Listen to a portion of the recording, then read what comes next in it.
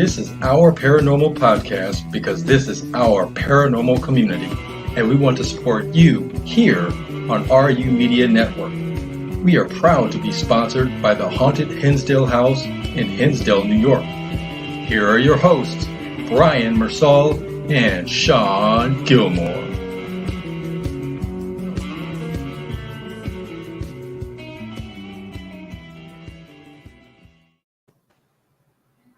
Well, guys, I am so sorry. My computer's getting choppy. I don't know if anyone else's was just doing that, but that was weird. But guys, welcome to our paranormal podcast. I forgot to take the screen down.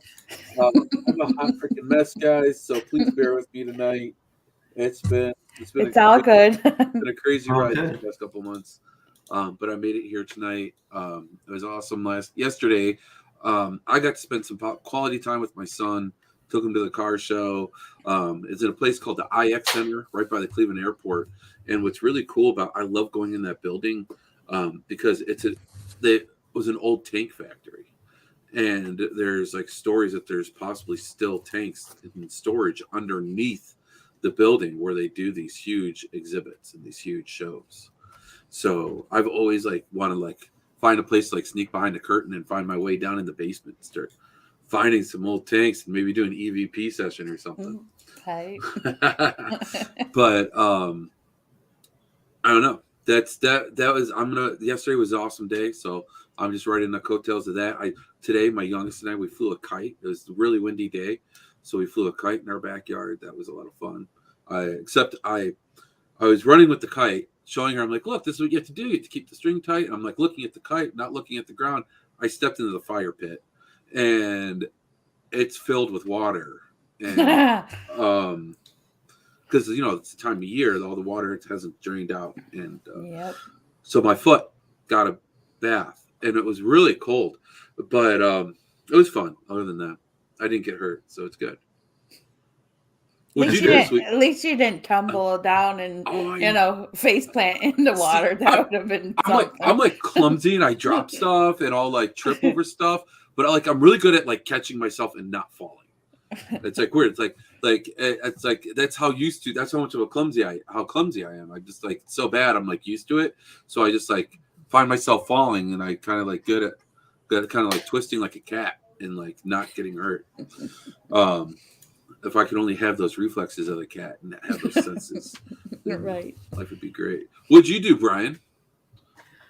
I just got excited for this podcast. Oh, look at you! How's it going planning for the wedding, man? Oh, beautiful. We have a wedding planner, so we're all good. Look at you! You're easy, smooth sailing, huh? When you getting married? Sailing. May. May what? 7.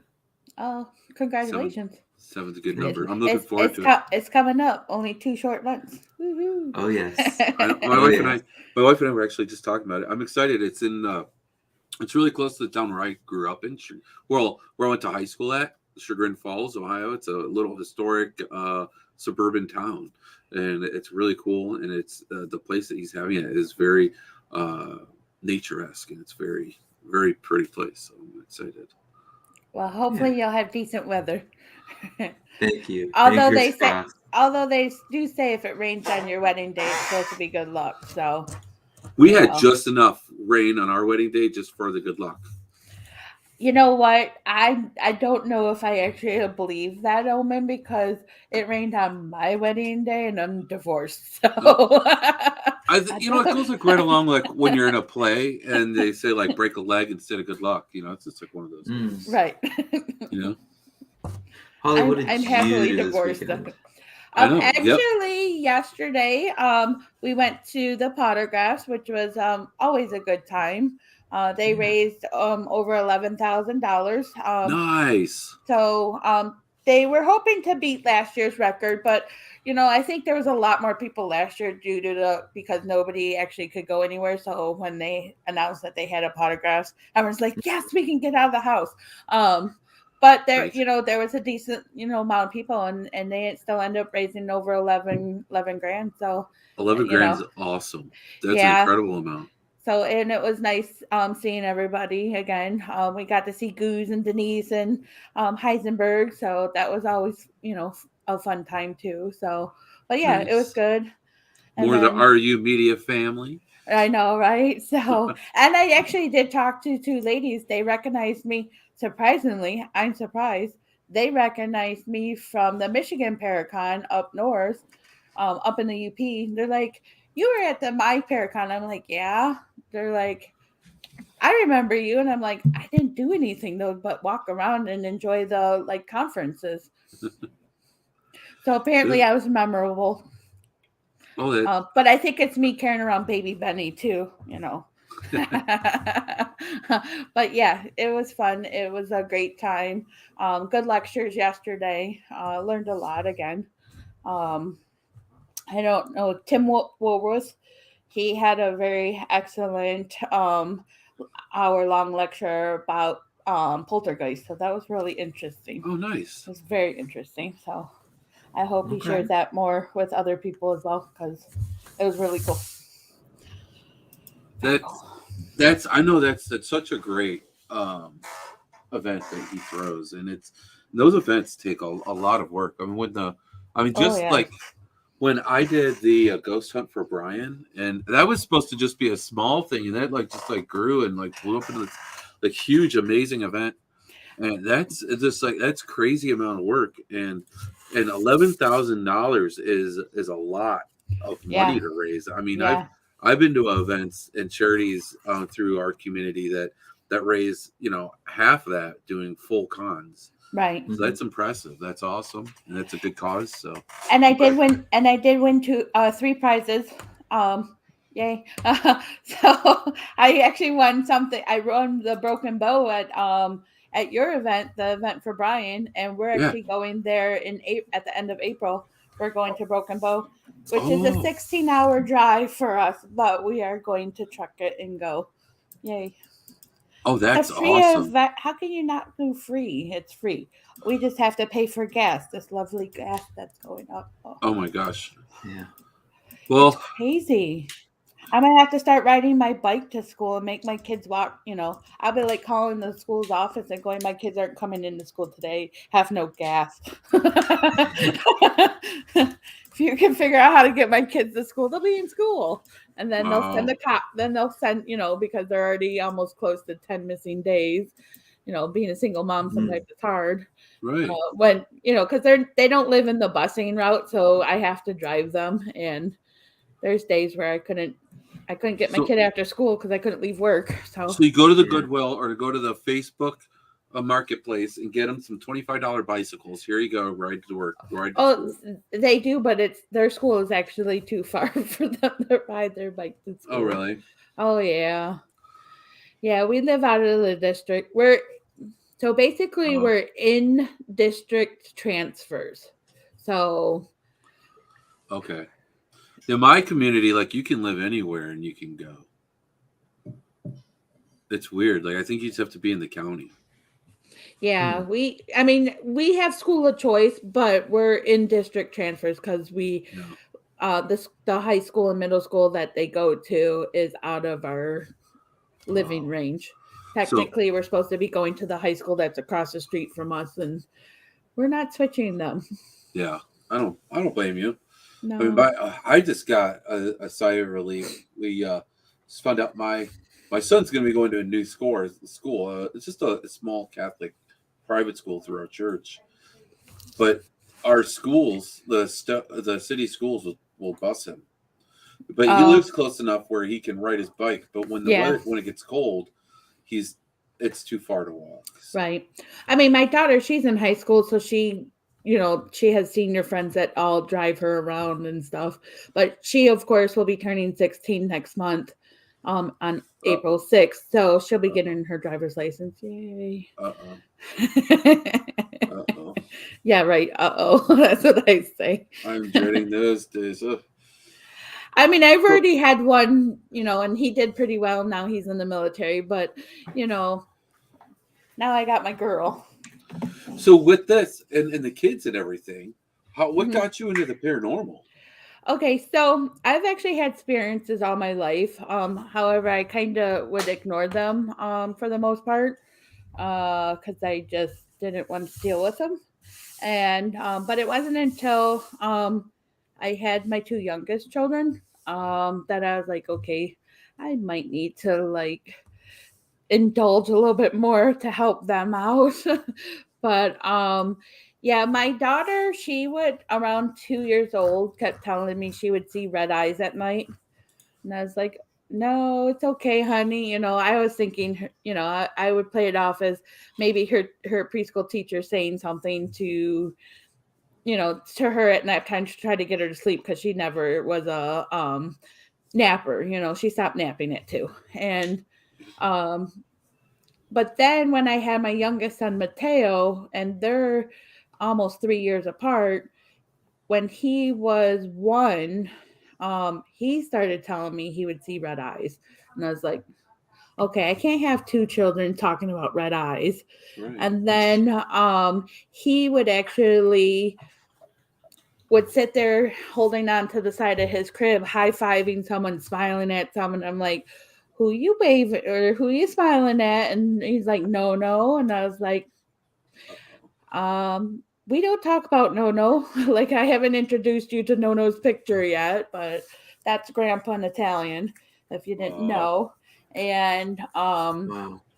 so yeah, so they kind of started doing stuff like that, and we've always had things happen within the other house. And yeah, so it kind of got me to be more sensitive to spirits. I actually saw a shadow figure go from my bathroom to my bedroom when I was sitting in the hallway working on my computer. I don't know why I was in the hallway, but I was sitting in the hallway one day, and I was like, Joe, did you go in the bedroom? And he's like, no, I'm right here in the kitchen. I was like, okay. You know what's crazy? When I saw the shadow person, when I was in my 20s, and we lived in a big like condo apartment, and I had moved out of my mom's house and moved back. I moved to Phoenix for a while, and I moved back to my mom. Just long story short, so of course, when I moved back in with my mom, my sisters had moved out, so I took their old room. They had a huge room, their own walk-in closet and bathroom and everything.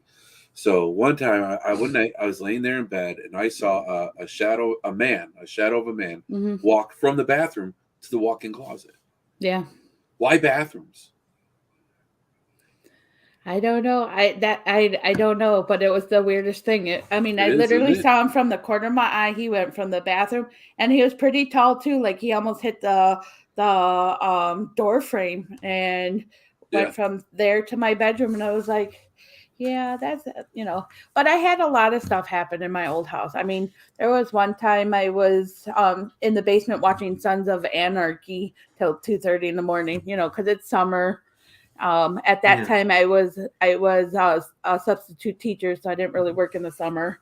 And I was staying up late, and it was about 2:30 in the morning watching Sons of Anarchy, and I hear a music playing, and I was like, what is that? And I paused the TV, and I was looking around, and I hear it playing. So of course I start searching all the toys, because the toys always would go off in the middle of the night, and then I have to go to the top of the stairs and yell down the stairs, stop playing with the toys, and then they would stop.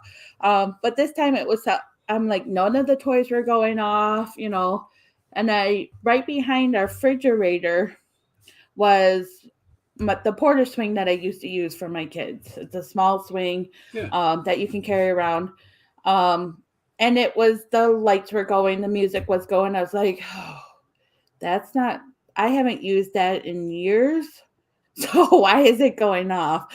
So I actually, an old phone, I was recording it. It was in the off position. I opened up the battery. There was no batteries in it. It was in the off position, yet it was playing music and the lights were going. That is like those two things where it's like kids knowing things that they shouldn't, and like those kind of toys going off. That is like the like you might actually be in a scary movie. Like, right? That is like my people. I talk about my people. I talk like it's crazy how they go after stuff like that. Right. And like one time, it's weird. Like, it sounds like a lot of your experiences are similar to ones that I had. My oldest daughter, she she was, so we lived in a trailer at this time, and you could see, like, from the couch in the living room, I had the door open to the kids' room, and I could look in and see my daughter. Right. And like, just as I was sitting on the couch, I could just turn my head. There she is. She one time, like, I don't know what made me turn and look in there, but I turned. She sat up, and she says she's looking just straight ahead at somebody or something. No, I'm not going to do that. That's me. I'm like, Callie, who are you talking to? What's going on? She just turned, looked at me, laid back down, and went right back to sleep. I was like, oh, hell no. So I went, and I'm just like, you know what? This is like when I was like, when I got my first like smartphone. So I did a EVP session on on this phone. And I just asked, are you messing with my daughter? Clear as day. Yes. Oh wow. I was like, oh hell no. So I called my mom, and then she got a friend who is a medicine man and spiritualist, and we blessed and saged the house, and we moved shortly thereafter. So it's just like there's like so much more that goes to that story, but it's just like crazy, like how they go after the kids, they go after the toys. Well, it's because they're more kids are more sensitive. They definitely are more open to seeing things. Because I don't feel the natural world has taken a toll on them yet. So they're more pure. So spirits are going to naturally interact them with a little bit more. I had a lot more experiences in that house. And a local radio station actually sent a paranormal team to my house because I told them my stories, of what was going on in there. Like there was one time, and it mostly happened in my daughter's room. Like my daughter's room was never warm. It was always cold, no matter what time of year it was. It was always freezing cold in her room. I mean, you could have the heat blasting at 100 degrees and it would still feel like it was 54 degrees in there. But there was one time we were at Dave and Buster's, all three, me, my oldest child, my daughter, and then Mateo, who was 15 months old, were all in her room. And I had gotten these lights that when you turn them on, they project an image on the wall, so like a dinosaur or car or whatever. Yeah. And we were about to use those. And my oldest son was standing in front of me, and he was actually facing me. And we saw this red light zoom from one wall to the other wall, right between us. And my son looked at me and goes, "You saw that, right?" And I said, "Yeah." He goes, "What was that?" And I said, not sure. I didn't want to freak him out. And I was like, let me go get the camera. And this was at a time when we didn't really have a smartphone yet, so I couldn't videotape. But I had a camera. What is it? Not the old style cameras. We use 35 millimeters, but the digital cameras. So I had a digital camera. I went and got it, turned the light off, and I took pictures in the dark. And there was actually a red orb that moved from frame to frame to frame, and it like literally went from the top to the bottom to the bottom to all the way down. I was like, okay, it's red. And it was a red beam of light that went through the wall. And I knowing that you have to like debunk, because I watched the TV shows. I did. I watched Ghost Adventures and all that. You're supposed to debunk stuff. So I looked, I'm like, okay, there's no possible way. We lived on a corner, so there's no possible way a car coming around the corner would have made that light go from this way, from the north to the south, because they would have be coming from the south to the north. But the light wouldn't have shone into her bedroom like the way it came through. So I was like, I kind of knew what it was. I did know who it was, and that's when, right after that, I turned the lights back on, and that's when I saw Mateo high-fiving and smiling at someone, and he said it was No, which I had a feeling who it was. So I listened to 95.5 every morning. I have for years. And they always had this psychic medium on every so often. And they're like, we want people to call in with their real ghost stories, not the ones that say, hey, I want to see if my mom's okay. She just passed away 2 days ago. They want those people. So I sent them my stories of everything that happened in the house. And they're like, can you come on air Friday? And I'm like, oh man, no, I have to teach CPR because I was a CPR instructor at the time. And I said, I have a whole class and I'm the only instructor. So no, dang it, that's not going to work. So they're like, well, we're going to do this. We're going to send out a paranormal team to come out and investigate your home and see what's going on. Okay, that's fine. I set it up. And to this day, I cannot figure out who it was that came into my house. I know I thought it was West something, Michigan.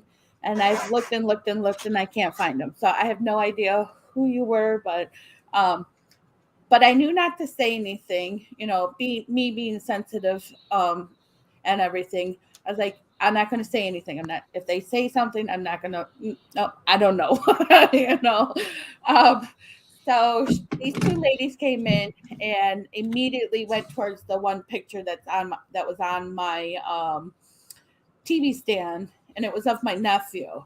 And she's like, I'm being drawn to this picture, and it's whoever's like named after. And I'm like, yep, I know who it is.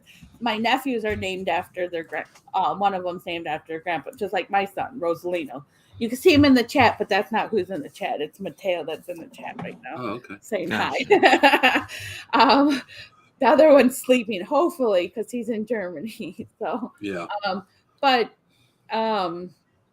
yeah, so they came, they did a session throughout the house, and they walked into my daughter's room, and they're like, whoa. And I'm like, what? And they're like, there's a portal on your daughter's wall. And it was then they pointed to the wall that we had the light come through. I was like, okay. I believe in portals, but I don't believe in portals, if that makes sense. I don't. Yeah. I want to say there's a doorway for spirits to walk through, but why would they just come through one area? Why wouldn't, spirits can come anywhere, Shoot, they're probably watching us take showers every day. We don't know. You know what I think? What I think a portal is, because of being empathic, like I felt the energy. And like where people say, like sometimes I should say, but people say there's a portal in this room, I do feel the energy. Mm-hmm. So what if the portal isn't for like human spirits? What if portals aren't mostly for use of human spirits? Because you're right, human spirits can come and go as they please. Right. But what if there's other third dimensional or other types of spiritual creatures that could benefit from using a portal? What he's saying is the thing that had the red eyes is chilling in your kid's room. I get that. I totally get that. And that's why I'm pausing, because I'm like, I don't want to think that something bad was coming to my daughter's house. Because my son was terrified. My son, Mateo, up until we moved 2 years ago, was absolutely terrified, would not sleep at all through the night. He would actually get up in the middle of the night, and we all get up to go to use the bathroom, and he would scream for me until he, to watch him get into the bathroom, because he could not go past his sister's room. Like, he's like, there's something in there. I don't like it. He would never tell me what, but he's like, there's a man over there in the corner, and he would show me where every single time. He's in the corner. Rosa, she was sensitive when she was younger, but she, like, I think she turns off. She denies it. So she just like, yeah, whatever. She'd sleep through it all, and till this day, I'll tell her, when she does something, I'm like, I'll point to her and she's like, shut up, Mom. But Mateo, he's sensitive, more sensitive like I am. And he would have a very hard time at nighttime, absolutely hard time. And he would be absolutely terrified to go past her room. Mm-hmm. So I don't want to think there was something bad in that house. I didn't feel it. I always felt my in-laws, my mother-in-law, she would a lot of the furniture we had was my in-laws, and I would actually hear my stove click on. We had a gas stove, and it was her stove. I'd hear it turn on, and I'd like, Ma, you can't cook anymore. Turn the damn stove off, and it would turn off as soon as I said. But you'd hear that clicking sound, like it was ready to ignite. I was like, that's not good. That's wild. So I had, Right. I mean, so up until I joined a paranormal team in 2009, like October of 2019, my experiences were all within my home, or my other home, growing up as a child then too. So it's always been in my own experiences. In 2019, somebody that I'm no longer friends with right now, had her own team and was like, I need people to join my team. I'm like, hello, I've been telling you for a year now. I want to go on an investigation with you. Yeah. So I ended up joining her team. And was this your first investigation? My first investigation was Eloise, and it wasn't even an investigation. I was actually helping with the tours there. So it was a Sunday night. We got to go and help with the tours. So when the people came for the haunted tours, we were on one of the floors and they investigated, and I was there to answer questions. But I was with people who were seasoned too, so I kind of was just hanging around. And one lady was taking pictures, and she's like, oh my God, you have some orbs around you. Like they're like literally flying around you. And as she said that, I felt like I got smacked across my face. Like my ear instantly turned red. So it was weird. And they took pictures. The lady took pictures, and she was on the tour. So I don't know who she was, but it was kind of interesting. So that was my very first time in a haunted location, was Eloise. Oh wow, that's a good location for. I haven't been to Eloise. I've heard really good things about it. Oh, I love Eloise. It's by far not only did I meet like the most amazing people there, and that they've guided me, and friendships began there, Yeah. So it'll always hold a special place in my heart. But the spirits there are amazing. Like I connected with a little girl spirit there. I call her Sophia because that's the name she gave me. But I was actually watching a local team here do a live from there, and this was probably about February of 2020, and I was watching them live from Eloise. And they're like, if you want to stay, if you see anything, hear anything, let us know, So of course I'm like, oh, nobody knows that of my, that I'm a sensitive. They don't really know my gifts. So I was like, yeah, screw it. I started commenting. I'm like, nobody really knows me in the field yet, so who cares? I'm not, if they judge me, whatever. So every time they asked a question, I was telling them what I was seeing or feeling, and there was another lady, that was commenting the exact same way I was commenting. I didn't know her at all. Not one iota did I know this lady. And they're like, oh my gosh, Faye and Holly are answering the same way. Oh, they did it again. So basically, they were talking about, like, I was seeing different spirits. I saw a few of them in the basement, and then the little girl, when they went up to the second floor in their, I think they called it the nurse's station, but it always reminded me of a conference room. They had a big, long conference table in there. They put their spirit box, which was made by Jeff Fent. They put it on the middle of the table, and his box lit up. So when a voice came through, the lights would go on. And I was like, well, there's a little girl sitting at the end of the table, and she's peering over. I described what she looked like. I described her from head to toe, what she was wearing. She had a little baby doll with her. And I said her name, Sophia. I go, and then there's a little boy at the other end. And Faye actually said his name. And we both described him too, what he was wearing. And I actually found a picture of her in one of the books about Eloise. Oh, And wow. of course, they don't have her name. They say it's an unidentified child, but it's exactly how I described her. And guess what she was holding? A baby doll. Oh, wow. And That's so so that weird. was so I connected with her over the internet. And so when I go to Eloise, I connect with her. And so it's pretty cool. I mean the spirits are there are just awesome. Oh, wow. Even the not so nice one in the basement, he's there, but he's used to us. Nice. Yeah. So, but I've been, that was my probably will be my, number one, just because of the friendships I've made and the Yeah. spirits I connected with, you know. So, Wow. That's awesome. but You that's did some work with the Detroit precinct as well, and you got yes. connected with Underground Paranormal Network, Hmm. whom I know am working with as well. Right. So, so how we got connected with that is, ended up starting my own team. I left the other team that I had started with. Some things went down that I wasn't happy about, and I was like, you know what? I need people to believe me when I tell them stuff. I know I'm new. I know people aren't used to how I work and stuff. But if I'm a teammate of yours, I need you to trust me and believe me. Otherwise it's not going to work. So Yeah. I was just like, you know what? I can start my own team. And when I connected with Faye, we became Facebook friends and stuff. And I ended up feeling very connected to her. So I came up with the name Two Spirits, One Connection.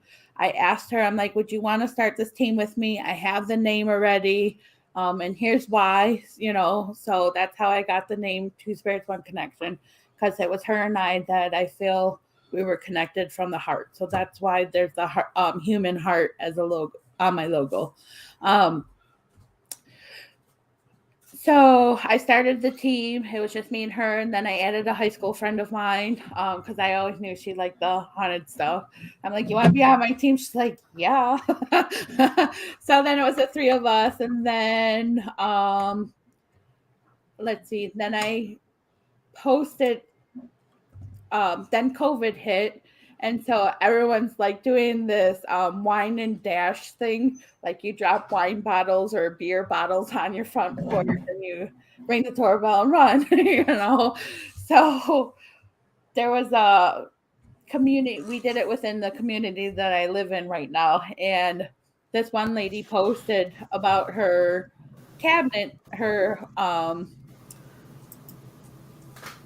I don't want to say a horror cabinet, but it was like a spiritual cabinet. It was glass cabinet, but it had human skulls and it had different things. And I was like, "Ooh, I'm a paranormal investigator." She goes, "You are?" And so we started talking, and then she became on my team. So then it was the four of us. So I just kept adding people as the years, keep going by. But now we have a team of 9.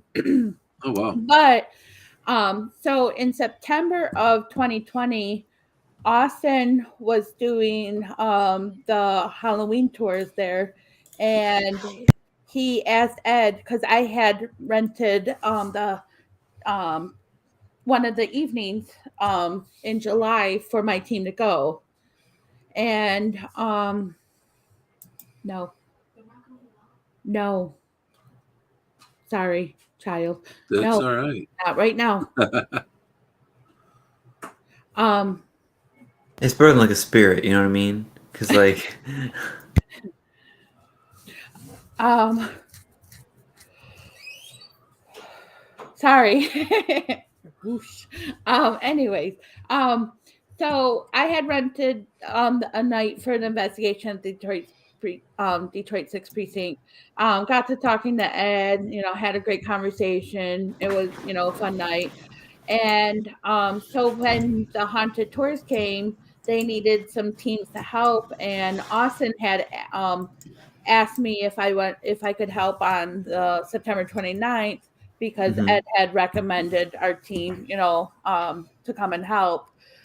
So I'm like, sure, why not? So I ended up helping that night. It was just two of us that went, met some more great people, and it kind of just went from there of helping at the Detroit 6th precinct. Well, then Austin approached me and Ace and asked if we would be the caretakers so that Ed could spend more time with his daughters. He wouldn't have to, be there every weekend that there was teams, because they opened it up to team investigations. And so that's how we became the caretakers too. There was just me and Ed had, because Ace is part of like 5 teams, and he's part of Detroit Rock City, and he was he is part of Detroit Rock City, and they also were one of the teams that helped. So Ed just suggested me and him as the caretakers, so that's how we got to be the caretakers. Nice. I'm a para-horror too. I'm a part of. Yep. I don't know, 3, 4 teams. I don't know. Whoever. And the thing is that if anyone asks me to go on an investigation and I'm free, I'm not going to say no. Right. I'm going to be honored, and I'm going to kick yes. So I'm a para-horror, and I'll use that term proudly. I don't care. It's just about getting out there and supporting and just being. I mean, when someone, I don't know, to me, it's like, when like you're in like school and like someone invites you to go to like to a house party, right? You're like, right. Whatever. Heck yeah, I'm down to, and so, but now like I'm old and it's like, yeah, I'll go to this haunted place before. Right. And then when you're really lucky, it's a place that no one's ever been to before. And then it's just, that's like striking gold. Well, like I said, I have my own team. But I have gone with other teams. Other teams have asked me. They're like, "Hey, you want to go here?" And I'm like, "Yeah, I'm free that night. Let's go." So I've gone with other teams as well. It's fun, but go to a lot of Paracons too. I mean, yeah, you're gonna be coming back out to Northeast Ohio. Mm-hmm. You are because you got to come and see this place that we have in the works right now for Underground Paranormal. I wish I could say more. Oh my gosh, guys! You can't. Oh my gosh, I'm like so bad at this. It's top secret, Shawn. It's not that it's top secret. It's that the owner can't get in trouble. But like, it's top secret. I try to. It's just that we have to get all these legalities taken care of before we can really do anything. Right. And see, I even took down all the pictures of the location because I like to do like little like flash pictures, maybe kind of like that. I mean, that might, I don't know, that could have been the place. I don't know, but I can't say because this place, guys, is so historic. It's so awesome. I'm just so excited because, guys, this is a place I've been wanting to save for a long time. The building's been sitting and I don't want to say rotting, but it has been getting taken care of. The owner has now gotten to a point in his life where he's able to give the time that the place needs, and we are going to be there to help. And what's so cool is the community's coming around to help the building too. Right. So, guys, it really sounds promising. We just have to get some legalities taken care of. Well, are you going? This place was open before for investigations, but things weren't done in the proper fashion, so it caused some problems. So now we have to fix those. Are you going to the one in May with us? I think it's May. May? Yeah, I think it's May. Hold on. Nope. That's April, not May. On the May 28th, it's UGPN. May 28th. I don't want to say the place. I am going on the 28th. I cannot do the 27th. We're not going to the 27th, but we are going to the 28th. That's same here. Yeah. Cool. I wouldn't miss that one. That one's gonna be cool. Yeah, that one's cool. I wasn't sure if that was the place or not, so I didn't want to say it. Yeah, no, I don't know how that goes either. But it's funny because like one thing I have noticed, if you start telling people where you go, like sometimes you'll get people just like come and knock on the door. Thank God we haven't had that happen. But when we went to Monroe House last year, there was 4 of us. It was me, Ace, Elizabeth on our team, and Nikki on our team. Because a couple of them were supposed to come, and then things happened and wasn't able to go. But Monroe House is small, so the smaller the better. It was 4 of us, and we got there And that's one of Ace's favorite places. Um, I had high expectations for it. Gotta say, I was a little disappointed, but I think it's just because, I think it's different for everybody. I think maybe next time I go, it might be different. I think Every time you go there, it is different. I was gonna say, I think every time you go there, it's different. Because he's told me many stories. I know Eddie Pence likes it too. So I think everybody has different experience, and I think it just wasn't my time to actually. But honestly, we did have two experiences that do tell me that it is haunted. I'm not gonna lie. When we first got there, Ace had taken us, because it was all three of our first time being in there. So he took us around, showed us, the different rooms, explained to them this and that. And after he took us around, the other two girls went outside because one of them a smoker, so they went outside, was chatting, and on right before we left, Pam had texted me and goes, "Bring a cooler because our brand new refrigerator, not." Oh no! So I brought a cooler, and she said, "You're more than welcome to take whatever's in the refrigerator and put it in your cooler, to keep cold." So Ace and I were talking about that, and we're talking about what we were going to put in the cooler, and all of a sudden, we hear this loud bang of metal dropping on the floor. I jumped, he jumped, I grabbed onto him, and I'm not going to say I was scared because I don't know if I was scared, but I was like, don't leave me here by myself. I'm holding on to him, like his arm. I'm like, don't leave me by myself. I'm not ready to be by myself. Don't run. So we looked, because in the corner of which they call the library now, there was 4 metal cots standing up in the corner, and we thought maybe those got knocked down, or Told you they had cots there. They got rid of them last time we were there. Sorry, there was 4. They were 4 of them, and they were in the corner, and we thought maybe they fell down, and that's what it was. And we looked, nope, they were standing still in the corner. And we're like, so what made that noise? Like, it was so loud, it made both of us jump. Like, what was that? There was nothing out of place when we walked around the first floor to make that noise. Nothing. So I'm like, okay. And of course it happened when nothing's being recorded, nothing, we don't have cameras. Oh, absolutely. That's where the best things happen. So we don't have evidence of that happening, but yeah. So guys, this is the Monroe House, right? So the place is awesome. It was purchased, it was a triplex when it was purchased by the current owners.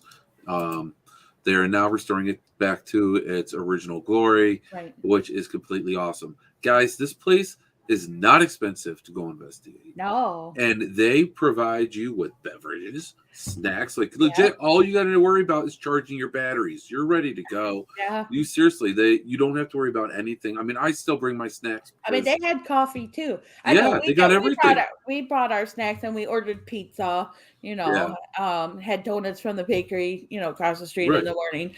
But yeah, they provide everything. And it was $150 for the night. I was like, heck yeah, we're going there. Right. And it makes it worth the drive. And the place is awesome. Now when I was there with Brian and your paranormal, it was a quiet night. But I've been there on nights when it was absolutely insane. Right. Now they added into the library room, they added this doll. Have you seen this doll? Oh, it's the Hinsdale house. That's not the doll. That's a life-size doll. That's the doll. It's a life-size doll. I know exactly what you're talking about. What doll is this? Hold on. Nope, that's not it. What is that, Brian? That's to go something for Brian. Oh, okay. That's the animatronic that's in the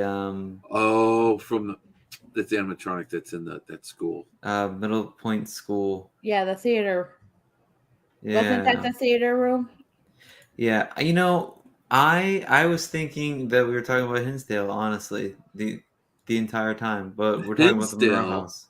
Yeah, Hinsdale, Linda, that's a whole nother creature and a completely another awesome place. Dan Class does an awesome job at that location. Yeah. He lets you use the fire pit there, and you bring the wood, or he Mhm. he supplies the wood and everything. And I don't know. Have you I been to Hinsdale yet? yes, I have, and that we'll talk about that in a minute. Linda says Okay. she's having a hard time hearing because the sound keeps going in and out. It might be your computer because I'm okay on my end. I don't know if anybody else is in the chat having a hard time hearing, Let me try and see. unless it's Shawn because Shawn's having difficulties with his camera too. yeah, because I don't know. It I've mean, been says hearing you guys here good, but You guys I sound I'm completely normal to connected. me. I'm Yeah. connected through hardwire. Let me I see. I went to Hinsdale and Monroe with Shawn. The person that helps my team do the booking um, has reached out to me and said we need to start booking for 2022, more investigations. And I said that's fine, but the two staples, I said we got to go back to the Monroe House, we got to go back to Hinsdale. Yeah. And Bravin got it done. Bravin is a savage. Nice. So he got So the Monroe House too. yeah, Monroe House and Hinsdale. Beautiful. Well, the Monroe House. So the other thing that happened that night was, we had gone in the blue room where there's the rocking chair, and for the life of me, my goal is to have a spirit move a rocking chair. I would be the happiest girl in the whole wide world if I see a rocking chair move on its own.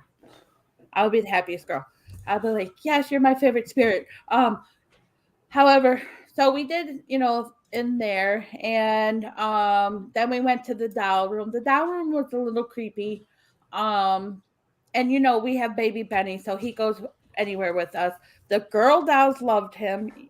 There's one picture we have. He looks like he's absolutely smiling in it, looking at the Terry Long doll across the hall or across the room. But the Ouija boards in there just creep me out. I don't like Ouija boards. But that was a little Wait a weird. minute. They have Ouija boards throughout that whole dang house. I know I don't It like is Ouija boards. absolutely, and it definitely Amen. adds to the creep factor.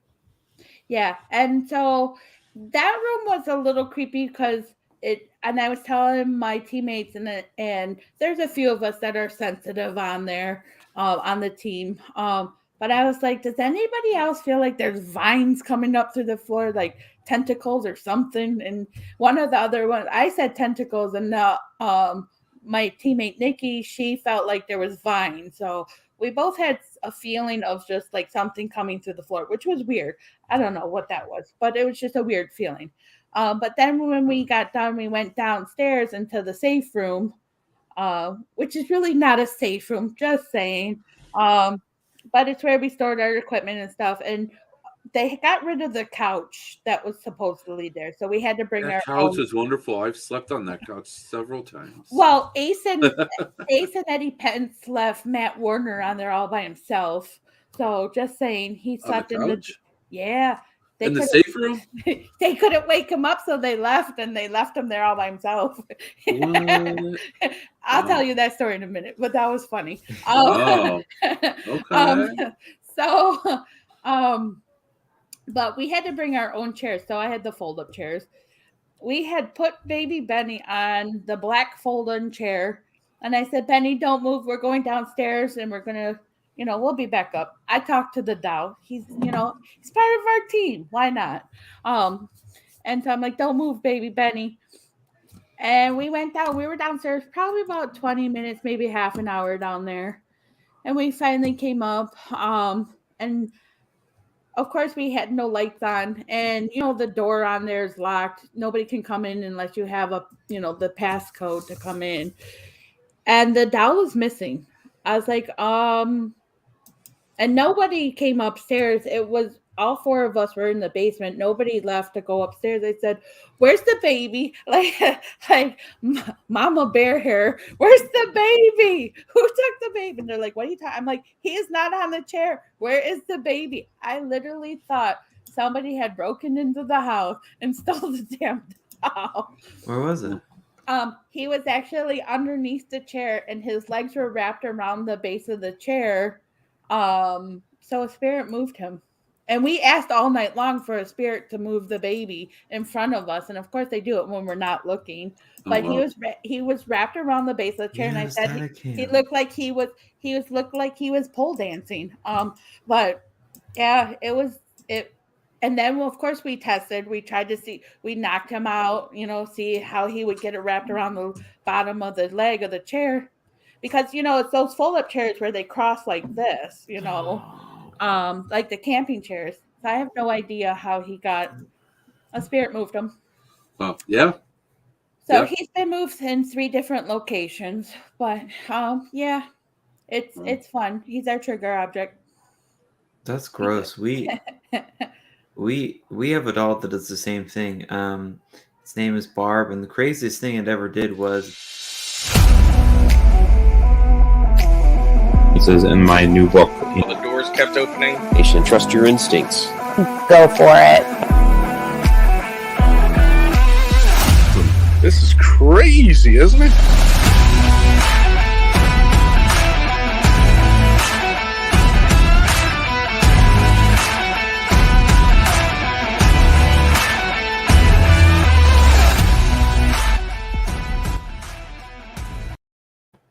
Got you.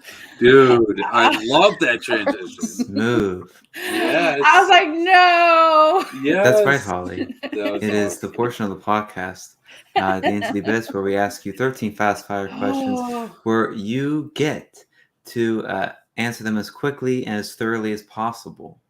I'm gonna just go next question. Next question. Are you ready? No. No. Okay, go. All eyes on you. Oh, yay, thanks. You're welcome. I'll give you number 1 and number 13 as a reference. Let us begin. Number 1, what's the scariest paranormal experience you've ever had? I would have to say it would probably be the Monroe House, the one I was just saying. Even though I was a little disappointed, but that when that metal fell, that made me jump. But I would have to say that so far. Oh, well, Hinsdale made me mean. But yeah, that made me jump. Okay. Now, why is it so important to debunk when you're looking at evidence? Why is it important to debunk is because not everything that happens in the homes are paranormal. So you have to figure out, it's like a puzzle. You have to figure out what made the noise and what didn't make the noise, or what was that you saw. Is it paranormal? Is it not paranormal? Not everything is paranormal. Okay, now Holly, you've made such a large positive impact at the Michigan Paracon. Let's all be honest. Now, a very special angel investor with a lot of money, Mr. Gilmore, has come to you and said, "I am going to sponsor your very own Paracon. What would it be called, and what would be different about it?" Oh, hell. I don't know. I have no idea what I would call my own Paracon. I have no idea, honestly. That's a tough one. I'd have to get back with you on that one. What would be special about it? What would be You know unique? what? Okay, so I like to have fun. So I'm that kind of girl. I like to joke around, have fun. So it would have to be love and light and laughter all the way around. Love it. Okay, so with all that love, light, and laughter, what would it be called? We have fair games. All paranormal fair games. I don't know. I'm not good at making names. Although I did come up with my team name. That was pretty cool. Okay. Well, I'll have to get back on with that one.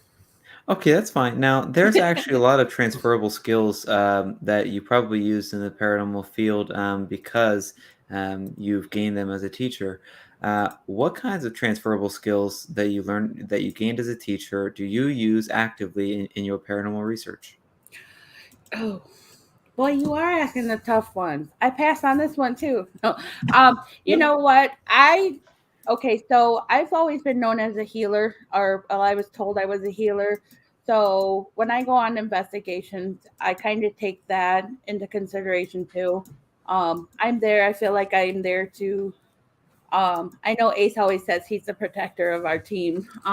but I feel like I'm there to protect people as well. So I take that. I take my knowledge of the military. I observe a lot more than people realize I observe. And I take in that account. Like I will observe everything in the room, and see. I'll notice things that other people don't notice. So, and I think that part is from being in the military because you have to be observant. Even riding a motorcycle, I ride a motorcycle too. You have to be observant when ride a motorcycle. So I'm a very observant person. So I bring that into um, my investigations, and I look around and I find things and um, you know, I'm still new at this too. I'm still learning. I think we all can bring in something. The newbies can bring things in, and the seasons.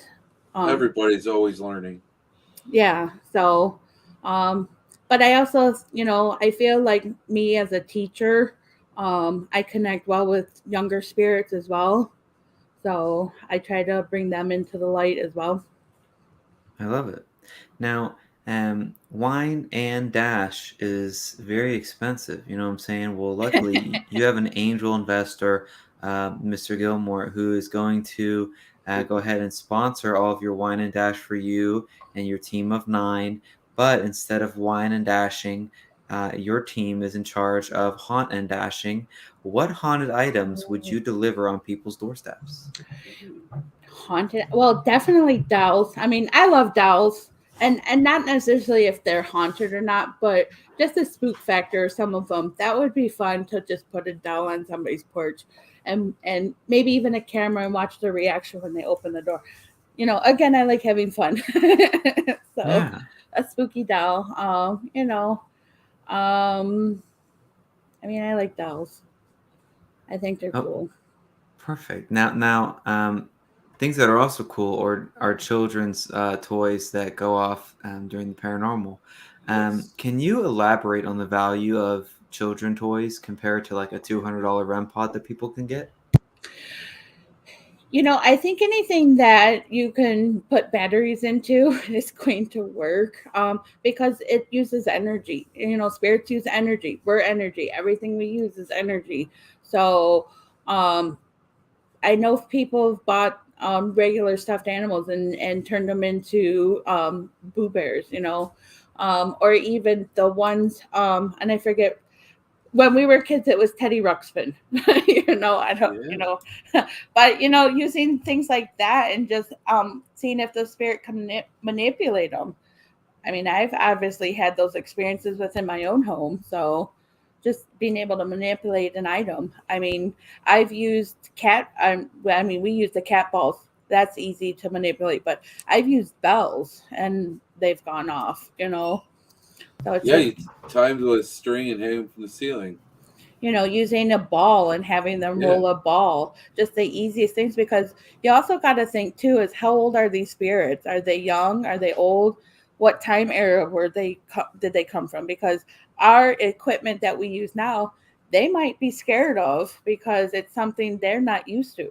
They're not used Mm-hmm. to all this technology and all this high powered equipment. So think back of the time era that spirits might have lived in and used some of the objects that they would have used, like a deck of cards or, you know, Yeah.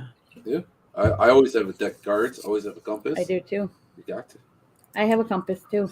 Nice. Now, why are skulls so beautiful and symbolic? You know what? I just like skulls. It's just one of the things I've always found. I like the human body. I've always liked science. I wanted to be a physical therapist, so that, of course, that's working with the bones, working with muscle, working, making people walk, talk, and write again. So I just always like the human body, but the skull, there's just something unique about a human skull. Um, it makes you think because you can't tell if it's you look at it at first and you don't know if it's a man or woman, but there are features that if you really know the skull, you can tell by the features if it's a male or female. So I just always like science. So the skull is part of that. Yeah. Now, we've all been wondering, and let's just cut the BS. Who is the Jax Teller of the paranormal community? The what? Jax Teller? I don't understand that question. So Okay, let me 1 second. What's here?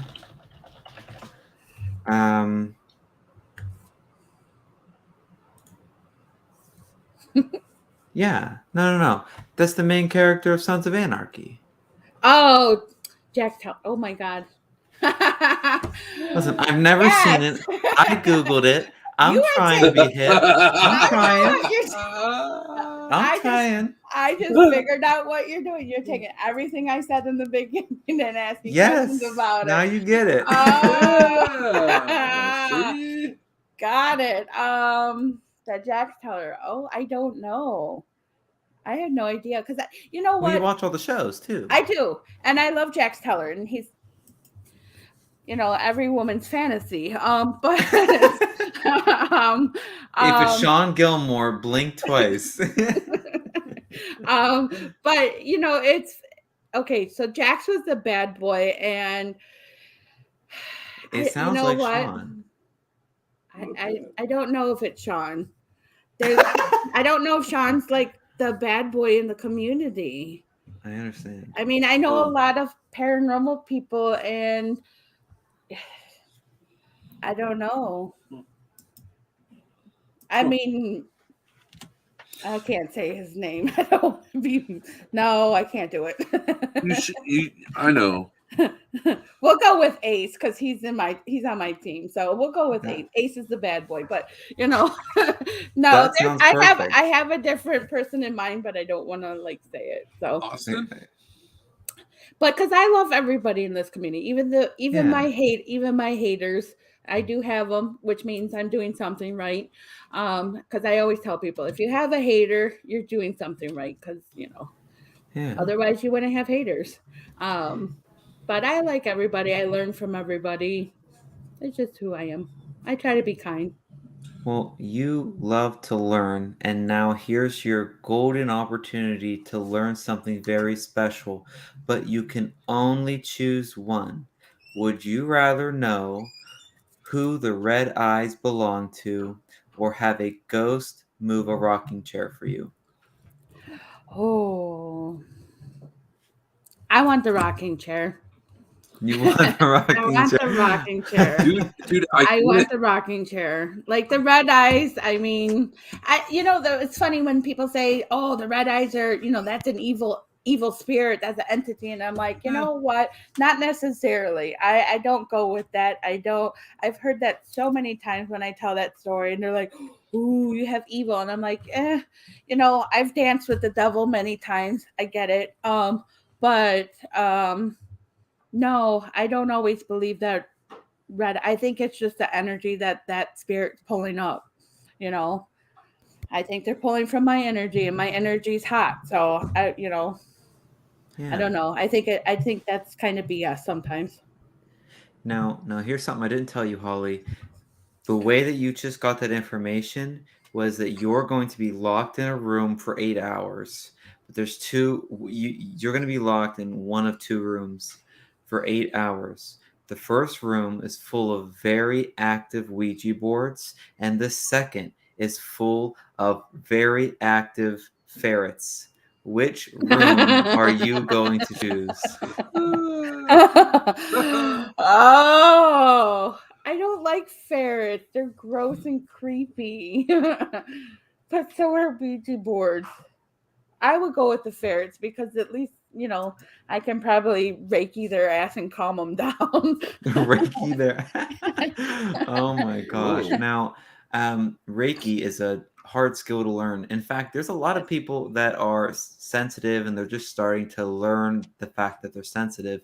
And you've been sensitive for years now. Mm-hmm. If you could give someone advice on how to hone their sensitive skills, what is the one piece of advice you would give them? Honestly, it's grounding. You have to ground yourself. You have to, if you're not grounding and using some kind of protection, whether it's being prayer or imagining yourself surrounded by a bubble, whatever your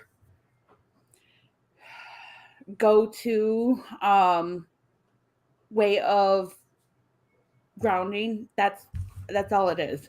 Everybody has different ways. I know some people pray, some people sit outside in nature and be one with nature.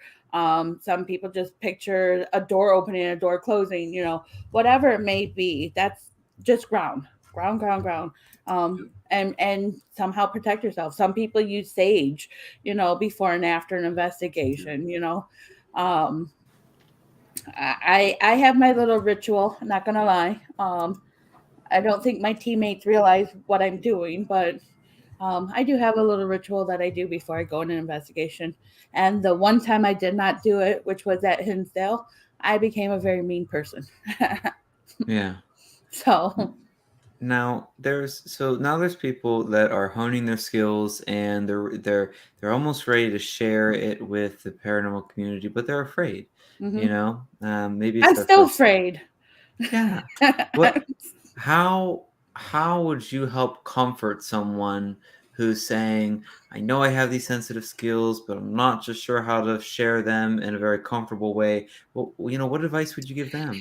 Okay, so I've actually had this happen to me many few times, being new in the field, and you can't go gung-ho. I do know that. People are going to call you fake. They're going to say, oh, that didn't happen. I've had that happen to me, and it's not a good feeling. Not a good feeling at all. It actually makes me not want to open up and tell people, hey, there's a spirit standing next to you, and his name is this, and which I'm actually working on doing. I've done it quite a few times now. I've looked at people and they're like, what? And I'm like, well, do you know this person? And they're like, eyes had like deer caught in the headlights, but when somebody actually calls you a fake, that actually brings your self-esteem down, and you don't want to open up anymore. So what I started doing, and I tell newer people, is get a notebook. Tell us some of your experiences. You don't have to tell all of them. Don't go gung-ho, because that's when people are like, she's like a little out there. But get a notebook. Write down what you're feeling, what you're, the time, the date, what's happening in the atmosphere, and write down what you're feeling, what you're seeing, what you're hearing. And then later on, when you go through your evidence, you can say, hey, I felt that happened. And then you can show people, I wrote it down, and here's the hardcore evidence of it. And then people will start believing you a little bit more, when it actually, when you have that congruent evidence. So get a notebook and write it down. Okay, now you've garnered a beautiful paranormal community over the years. What's one message you want to give to your paranormal community? Be nice and kind to everybody. We're all still learning. Some of us are seasoned, some of us are not. We can all learn from each other. Just be kind, help each other out. Don't be judgmental. Don't make assumptions. Just be nice. I've seen a lot of negativity lately, and it's really sad. I've seen people who've quit just because they can't deal with the paranormal people anymore, and it's really sad, because I think a lot of us have this strong passion, and we wouldn't have been called to this community if we didn't have a passion for spirits. Why are they out there? Why can some of us see them, and why can't some of others not? Why can some hear and why others not? We're trying to figure out why they exist. We're all trying to find the same thing. So just be nice to each other. We can be nice. Yeah. Now, everything that you're saying is actually at an event that kind of encompasses all that. It was a place that had like everything paranormal, but also like positive vibes, fun, funny. It was a Paracon, but I forget the name. Number 13. What is the name of your Paracon that is going to be fun, unique, and loving? What is the name? We're going back to the name. It's the last one. It's the last question. I know, but I can't come up with a name. Love, laughter, and paranormal. Skulls. Huh? Skulls. Love, laughter, and skulls. There Many you go. spirits, one connection. There you go. All right. Thank you You're so About much, one Holly. connecting many spirits. Oh, there it's you all go. it's the Holly show. That's what I'm The talking Holly about. Show, right? Holly does have her own show here on the Woo, RU I Media Network.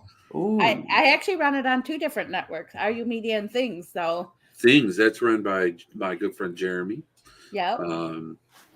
Tell us about that. Tell us about the show. Tell us about your show. When's it on? What do you do? What do you Okay. say? What's going on? So How do we watch it? You can actually catch it on Thursday nights at 7 p.m. Eastern Standard Time because I live in Michigan. So, we get the late night. It runs for 1 hour. I run it on RU Media and the Things Network. I am considering, because I believe we have a team YouTube page. I got to ask my teammate Nikki, but I believe we have a YouTube page. And I might start running it on there too. But for now, it's just Things. But so it's called Mystical Connections to the Unknown. I actually started on the Paranormal United Network probably during the pandemic. So everyone started doing George Chaplin, who is in California. I don't know if you know George, but he seems well known in the field. Good guy. He does lives. He tries to be inspirational to everybody. But I liked him. I was following him. And he's like, hey, if you're into para unity and you want to belong to this great network, come join us here. And so I was like, I had a new team, I was like, you know what? Why not? I'll go on there, meet new people, make connections for my team because I'm all about making connections because that's how I learn. I learn from other people. So I was like, why not? So I joined their network and they had this chat on Messenger. And, when you become part of this chat, it's like they called it the family chat.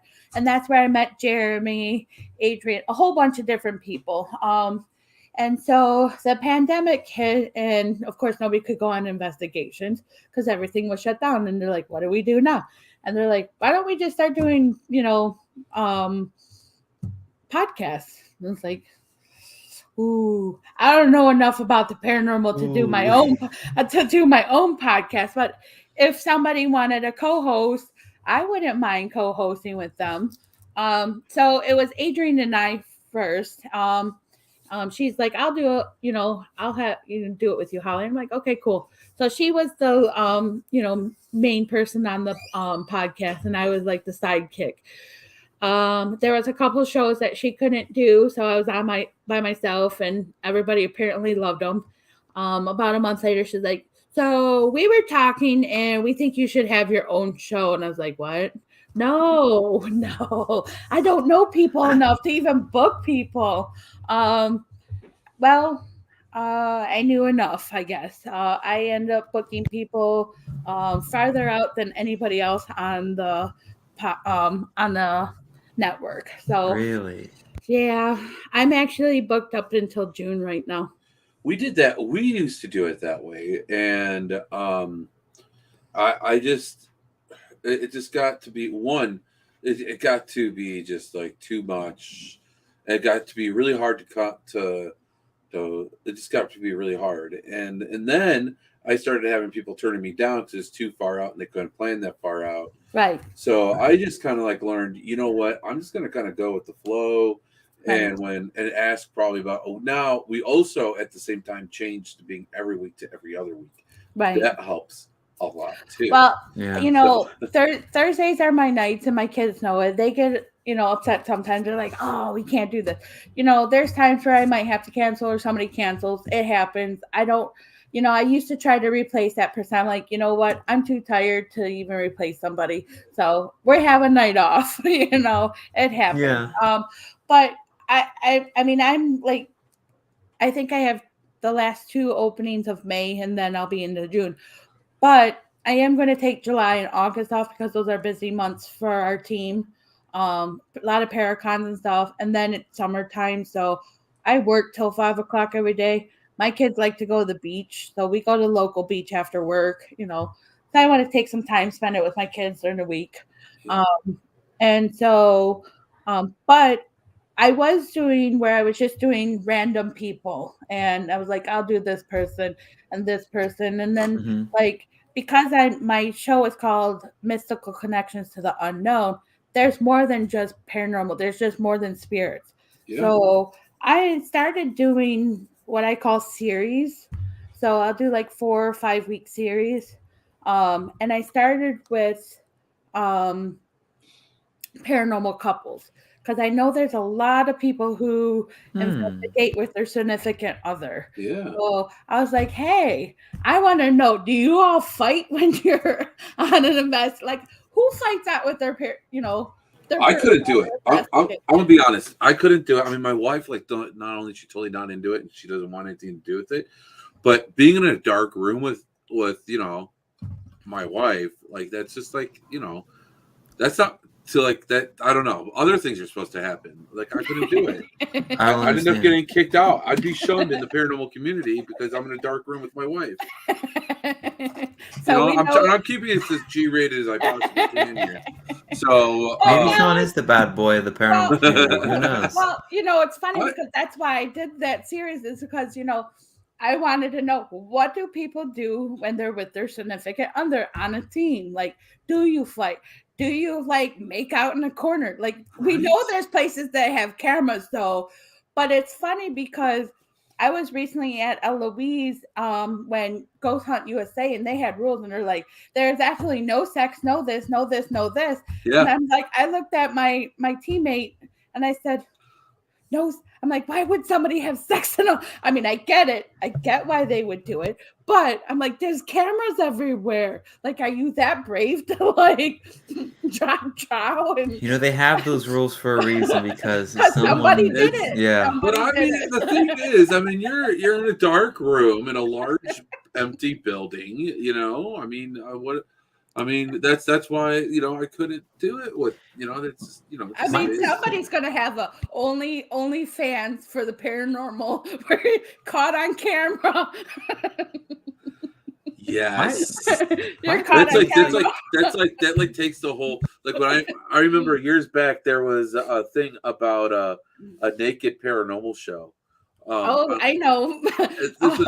This was a couple of years back, and they're trying to get people to do this, like, I know. Me and this other lady thought about doing it, and she's like, "Wait, you got two?" I'm like, "I'm not Italian, but there's no way I could be naked in front of a camera." That's where I have a problem. Like granted, you're in these old dark rooms and stuff, and I'm with my wife and stuff, but also you think about some of these locations, right? If you think about, like, let's say like a big historical place, OSR, right? It's got the paint chips everywhere. It's not clean. You know what I'm saying? It's not a clean place. So you put your bare skin anywhere, then it's just dirty. Well, that's like Naked and Afraid. They're out in the forest. I'd rather be naked out in the forest than be naked in a. So you'd rather have a bug crawl up one of your holes? You think that can't happen in one of these places? You have a spider. You have a bat fly up somewhere you don't want it to go. I mean, come on. They fly up in the dark cave. I got dark cave. Naked. Oh, he said I got the casting call for it. Naked and Paranormal. You better be figuring.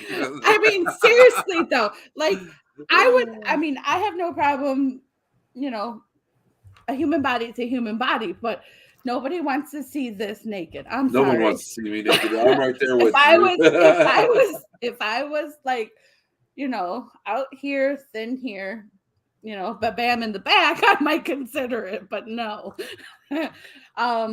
Yeah, it was funny. We actually talked about it. We're like, hey, would do that. I had no problem being naked on the camera. Yeah, no, I wouldn't do it. Where would you keep your equipment? Yeah, like you have to have a fanny pack. A fanny pack. Okay. Yes, going to the 80s. I mean, you know what a fanny pack is, Brian? Are you hip to those? Yes. They're coming back in style. Oh, they are. No, they're not. They are. Yeah, they are. See, all there things we go. 80s, all things there we 80s go. are coming Nobody back. wants to take a rusty nail from a haunted location to the junk. 100%. No, you don't. No, you No, don't. but Like, but where do they seriously, give you the though. shot for that one? No, thank What's you. the Oh yeah, so I did the series. I started with paranormal couples because I just want to know what is your behavior when your spouse is around? Like, are you a different person? Are you this? It turned out really cool. I had a lot of people. I think I did 13 weeks of that series, and I probably could do more Oh, yeah. because I just had a big outcome for that. Then I did the parent-child one, and I had 5 weeks of that, and that was interesting too. And the reason I chose that topic is because my son would like to go to haunted locations with me. He wants to investigate, but he's not old enough. 13 is too young, I guess. Whatever. According to the locations, I mean, you got to be able to sign of the waiver and stuff. I mean, I don't get know. it. I think it's insurance. I understand that, but I also think there could be a day where it's like Matt Warner talked about the location that he's going to be doing near him. It's yeah. Y'all got your own balls to play with. But anyways, And private. Like, you're not going to leave those balls out for Spirit to play with. I don't know. Well, there was a funny Like, what if? Oh my God! What if that happened? Like, you talk about your like the top of your head, like in your hair, like you get touched there. What if? Oh no, that brings a whole another level of it. Listen, yesterday at the Pottergraphs, Tim Molly was telling us the story that happened to him. He told that story on our show with the helicopter. Mm. That was funny. I was like, yep, that would be funny. Right? Because spirits do touch you. They do grow you. They do touch you. They're like touching you there. But could you just imagine if you're naked and one started touching you? Like, right. That would be funny. I'm sorry, I got an image. Right? I mean, the next thing you know, then you have all sorts of other problems going on. Right. So, anywho, right? And then how are they supposed to finish what they started? I mean, come on. Brian, yeah, I went there. This is gonna be the next like 12-week series. You got couples, you got parents, and now. Well, now I'm now you're getting spirits and getting married to them, and well, we're gonna talk about that at a different show.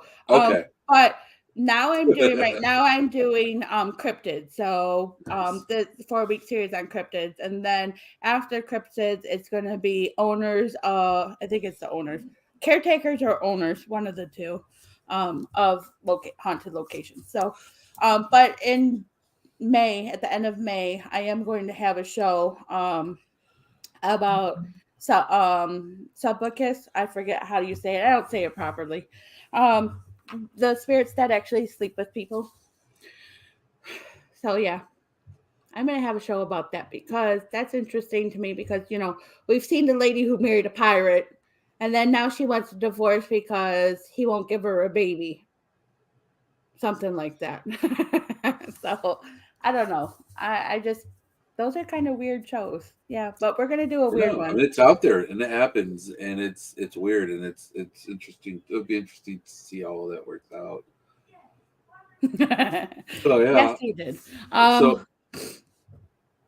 But yeah, so I mean that's my show is just all about different aspects, there is more than just spirits, There's the cryptids, there's aliens, there's all that fun stuff. So I just want to know it all. And the only way I learn from, like I said, I learn is by learning from others. So I feel like by doing the podcast, I'm learning. I can take some of the stuff that I learned from you guys that you say on your, on the show, and I'll take it and use it up with my team. I'll try it out. What did you learn so far tonight?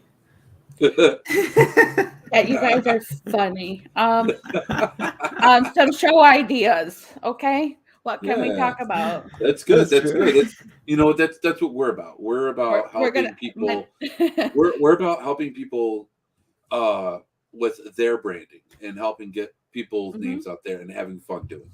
Exactly. That's what we're about, and that's awesome. And anything, come up.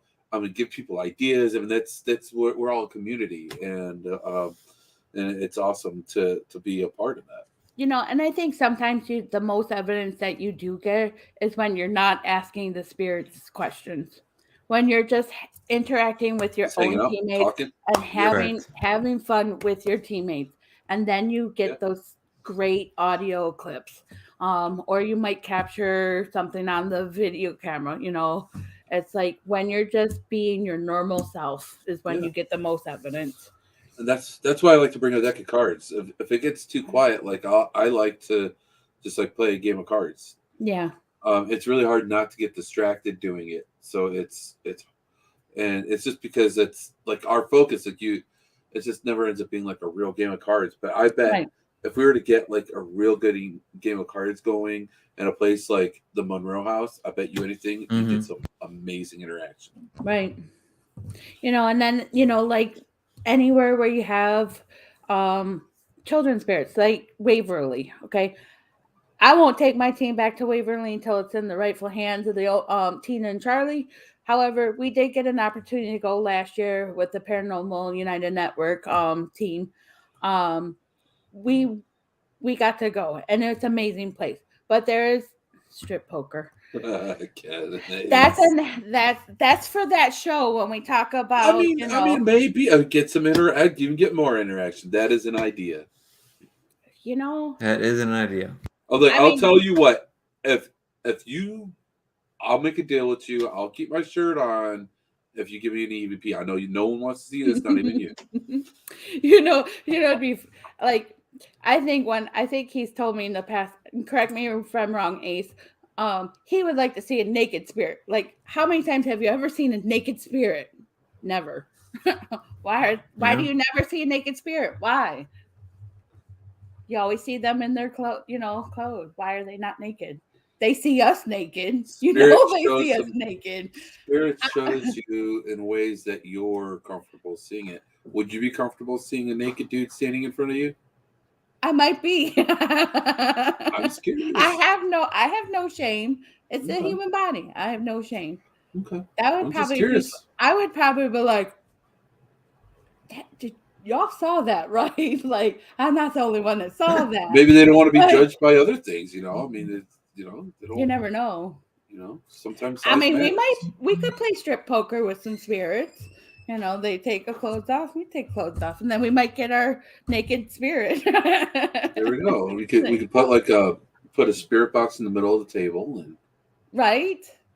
Yeah. We might have to try that. When are we? May 28th. We're going. Bring your cards. Oliver's on fire tonight. Oh, here we go. Ken Allen chimes in. He wants to go investigate naked. We might be onto something here. We gotta find a location. We gotta find a location that doesn't have cameras, though. Right. Now, real quick, guys. I'm sorry. I have to get a little bit off subject. Brian, I noticed you got a new headset on. Yeah. No, my headset died, and I thought I charged it, but I didn't. So, what are you using?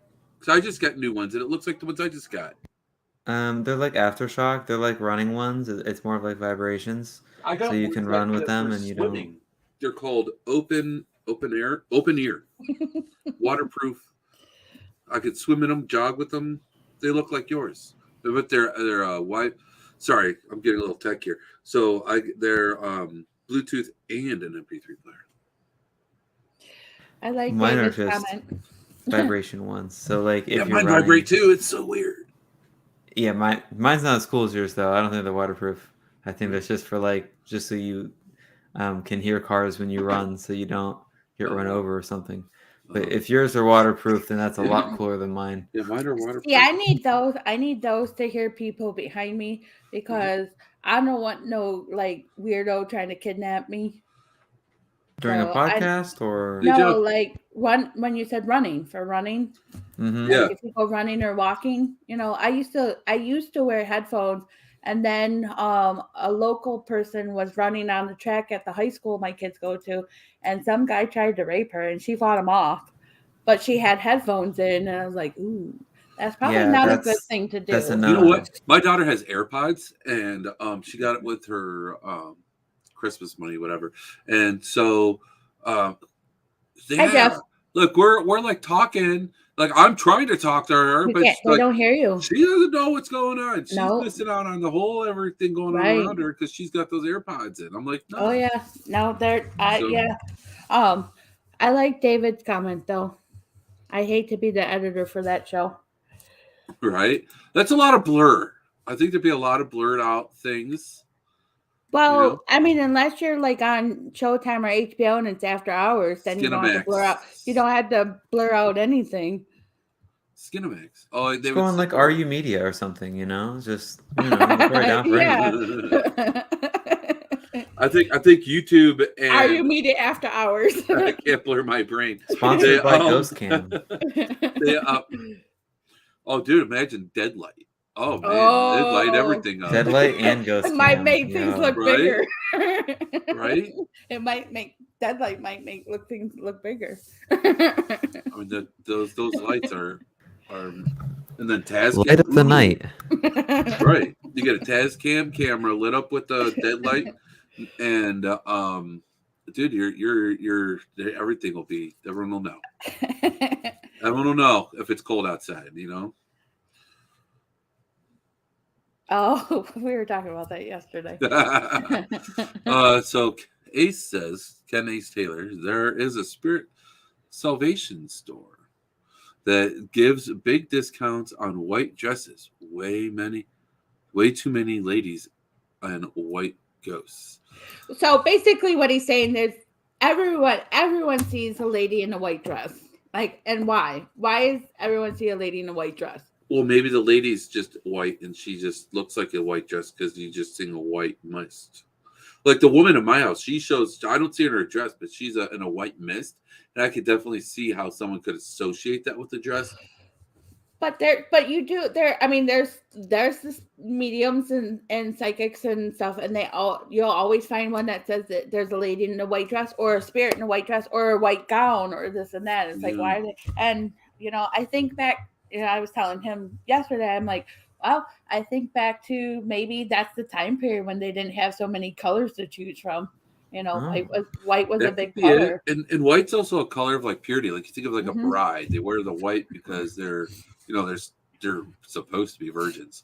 And that's like the whole thing. It's the purity that you're going. It's the symbolism. So maybe it's their symbolism. They've, in the afterlife, they're good, pure. I don't know. Just an idea. I mean, it sounds good. I don't know. We'll never know. Maybe that's one of the questions we ask at a haunted location. Why are y'all in white dresses? Right. Why not spice up the evening and put on some what are those, the rhinestones? Make it glitter, Yeah. I mean, I've seen some people like in their on their lives when they're at locations, they actually take and get dressed in the time era to see if they get a reaction from the spirit. Yeah. Resident Undead, they go and they do like reenactments, but they twist the story and do it wrong. Right. To try and get, I mean, that's actually a form of provocation. Yeah. But I don't think it's horrible. I think that it's a good way. That's how else you're going to get the real story out. I actually had somebody tell me I didn't know they were live, and this was again at Eloise. I was communicating with Sophie, and I was telling her to touch the doll that somebody had. I'm like, yeah, you can touch it. Well, there was a spirit behind me, and he's like, don't touch that doll. And then I turned around, I'm like, don't tell her to not touch the doll. Like I was getting irritated because he was behind me telling her, and she wanted to touch the doll, but you could see the fear in her face. Of course, nobody else can see her, only me. Bye, Jeff. Bye, Jeff. But somebody was live on Facebook and yeah, they're like, she's what is it? Provoking. And I'm like, F are you talking about? I am not provoking. There was no provoking whatsoever by me telling the spirit to stop. Like, stop doing what you're doing. That's not provoking. Like, when you provoke, you try to get them mad and make them move, like that poltergeist, stuff. You want them to move things and be mad. And that's just stupid. I'm sorry. Trying to get provoking one, you're probably going to get hurt. Don't do that. Correct. Yeah, that's a big thing. Yeah. I think groups have to have rules that they're comfortable with. One of mine is no Ouija boards, as well as no provoking, because one, that's not respectful to the spirits or the location owners or the people in your group. Even if some of you are okay with provoking, that makes some of the group members uncomfortable, and maybe they're not all on board with that. Especially if, unless you have like a set amount of people and that's what you're doing, but that's just not like what we do. But right. That we don't do that either. Yeah, you gotta have rules that are comfortable for your entire group. You gotta be cognizant of that. Yeah.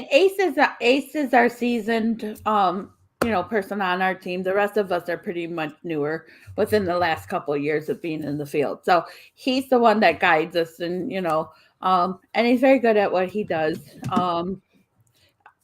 So he's our seasoned one. He's the one that teaches us. But yeah, provoking is just dumb. Don't do it. I don't get why people, and that, I've seen some other seasons professionals do it, or I shouldn't say professionals, but seasoned people do it. And I'm like, why are you doing that? Like, have you been in the field too long that you don't, like, you want to ask that? Have you been in the field too long? You don't know what to do anymore? Like, are you getting bored? You want just something fun to do? Because, just have fun, play a board game. Yeah. I feel like a lot of people, maybe they haven't gotten enough evidence, and they're saying, they haven't justified that the afterlife or the paranormal is real. And yeah.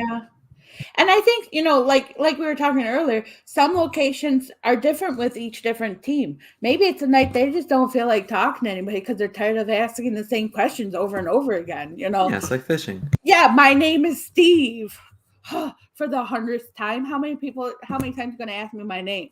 Or were you a doctor? No, dumbass, I was not a doctor. Sometimes they're just quiet, and sometimes they only talk, they communicate with who they feel comfortable communicating with. I have learned that. Not of all of us. You could have 10 psychic mediums in the room, and you're not going to all see the same thing. You're not. Correct. They're going to communicate with who they feel comfortable communicating with. And some days they're just tired. Leave them alone. So, to try to produce evidence, I think just no. Just no. Yeah, it's not worth it. No. Mm-mm. Provoking, and the thing is, when you provoke, not only are you putting your team at risk, right, the people you're with at risk, but also the people who come there after you, because you don't know what the full repercussions are for the provocation, and you don't know if it's going to react right away or if it's going to react a couple hours or in a couple of days. The reaction from that provocation can happen legit at any time. Right. They might stew on what you just did, and their energy builds and builds and builds, and then it's going to take off on somebody else. I can't. What does David say? What is time, though? What is time to a spirit? Exactly. We don't know. He says he looks at ripples more like a stimulation than provocation, really. It's an intelligence test. If they can tell us that they got something wrong or got something right, we're dealing with an intelligent entity. Correct. But in that, you are twisting the story kind of for a reaction. People, the thing is, when you think of provocation, right, it can be negative or it can have, the provocation isn't always necessarily a bad. No. You're provoking, and there's many different ways of provoking, and you're provoking by telling the story incorrectly, so you get that interaction. Now you can also provoke and cuss out a spirit and and challenge the spirit and tell them to take over your body, do whatever, you're a complete moron, and then that. So there's different levels of it. So I don't think that all provocation necessarily is bad. So stimulation can also be considered provocation because you're stimulating. I mean, you're not like, I don't know, but then again, stimulation can go several different ways as well. Well, there's something else in his statement that, he talked about intelligent entities. How do you know they're always intelligent, though? Just because they're communicating and responding to us doesn't make them actually intelligent. An intelligent entity to me is one that actually will hold a conversation for a long time. Like, if you can say more than one word at a time, I feel that would be an intelligent entity. If you can communicate me and you can say yes, no, red, blue, you're just, I don't know. Does that make sense? Like, how do we know they're actually highly intelligent entities? Yeah, I think it's semantics at that point, because like I always thought where it's like an intelligent response versus I'm drawing a blank. It's like the spirits where it just keeps recurring, and it's not so much like an intelligent. Resilient. Yeah. The one that comes and go, comes. Yeah, it's like if something traumatic happened, and like the girl ghost appears in the mirror or in like the window and looks out, every night at 8 p.m. Right. That kind of like habitual thing. Right. That might not be like a response to you if you say like, make yourself appear, that it's just coincidental. Right. But if you're talking about like testing their intelligence level, then like I see where that word comes into play. Right. Yeah. Yeah, but I don't think that provocation is always bad. It's not and it probably isn't, but most people will take provoking as a negative thing. Well, it's also, it's just in the context of how you use the word provocation. And if you look, think of honestly, just asking certain questions can be provocation.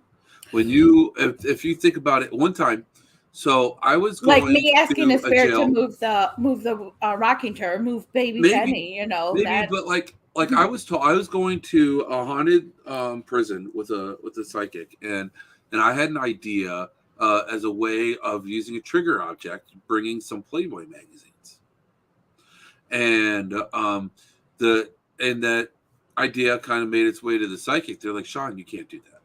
That's provoking a spirit. You're dealing with male spirits who have been in this jail cell for however long. They're going to see this beautiful woman, but they can't touch it. They can't do anything about seeing this beautiful woman in the nude. It's like, I can't either. It's a magazine. But they told me that that's a form of provocation and that I shouldn't do that. I was like, huh. And that's always something that's kind of like stuck with me. So, okay, so what exactly is provoking, and at what point is provoking bad? Right. See, and I would have told you, sure, why not?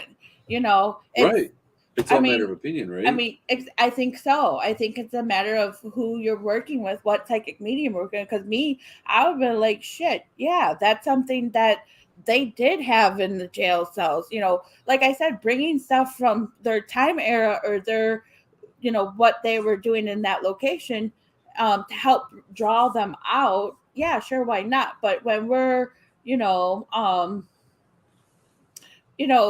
to me, when I hear the word provoking, you're making them angry. You're making them like so angry. Like you're trying to put up you've got your boxing gloves on and you're trying to start a fight with them. Yes. That's how I see provoking, is like you are trying to start a fight with them to get them to do something immediately, right then and there.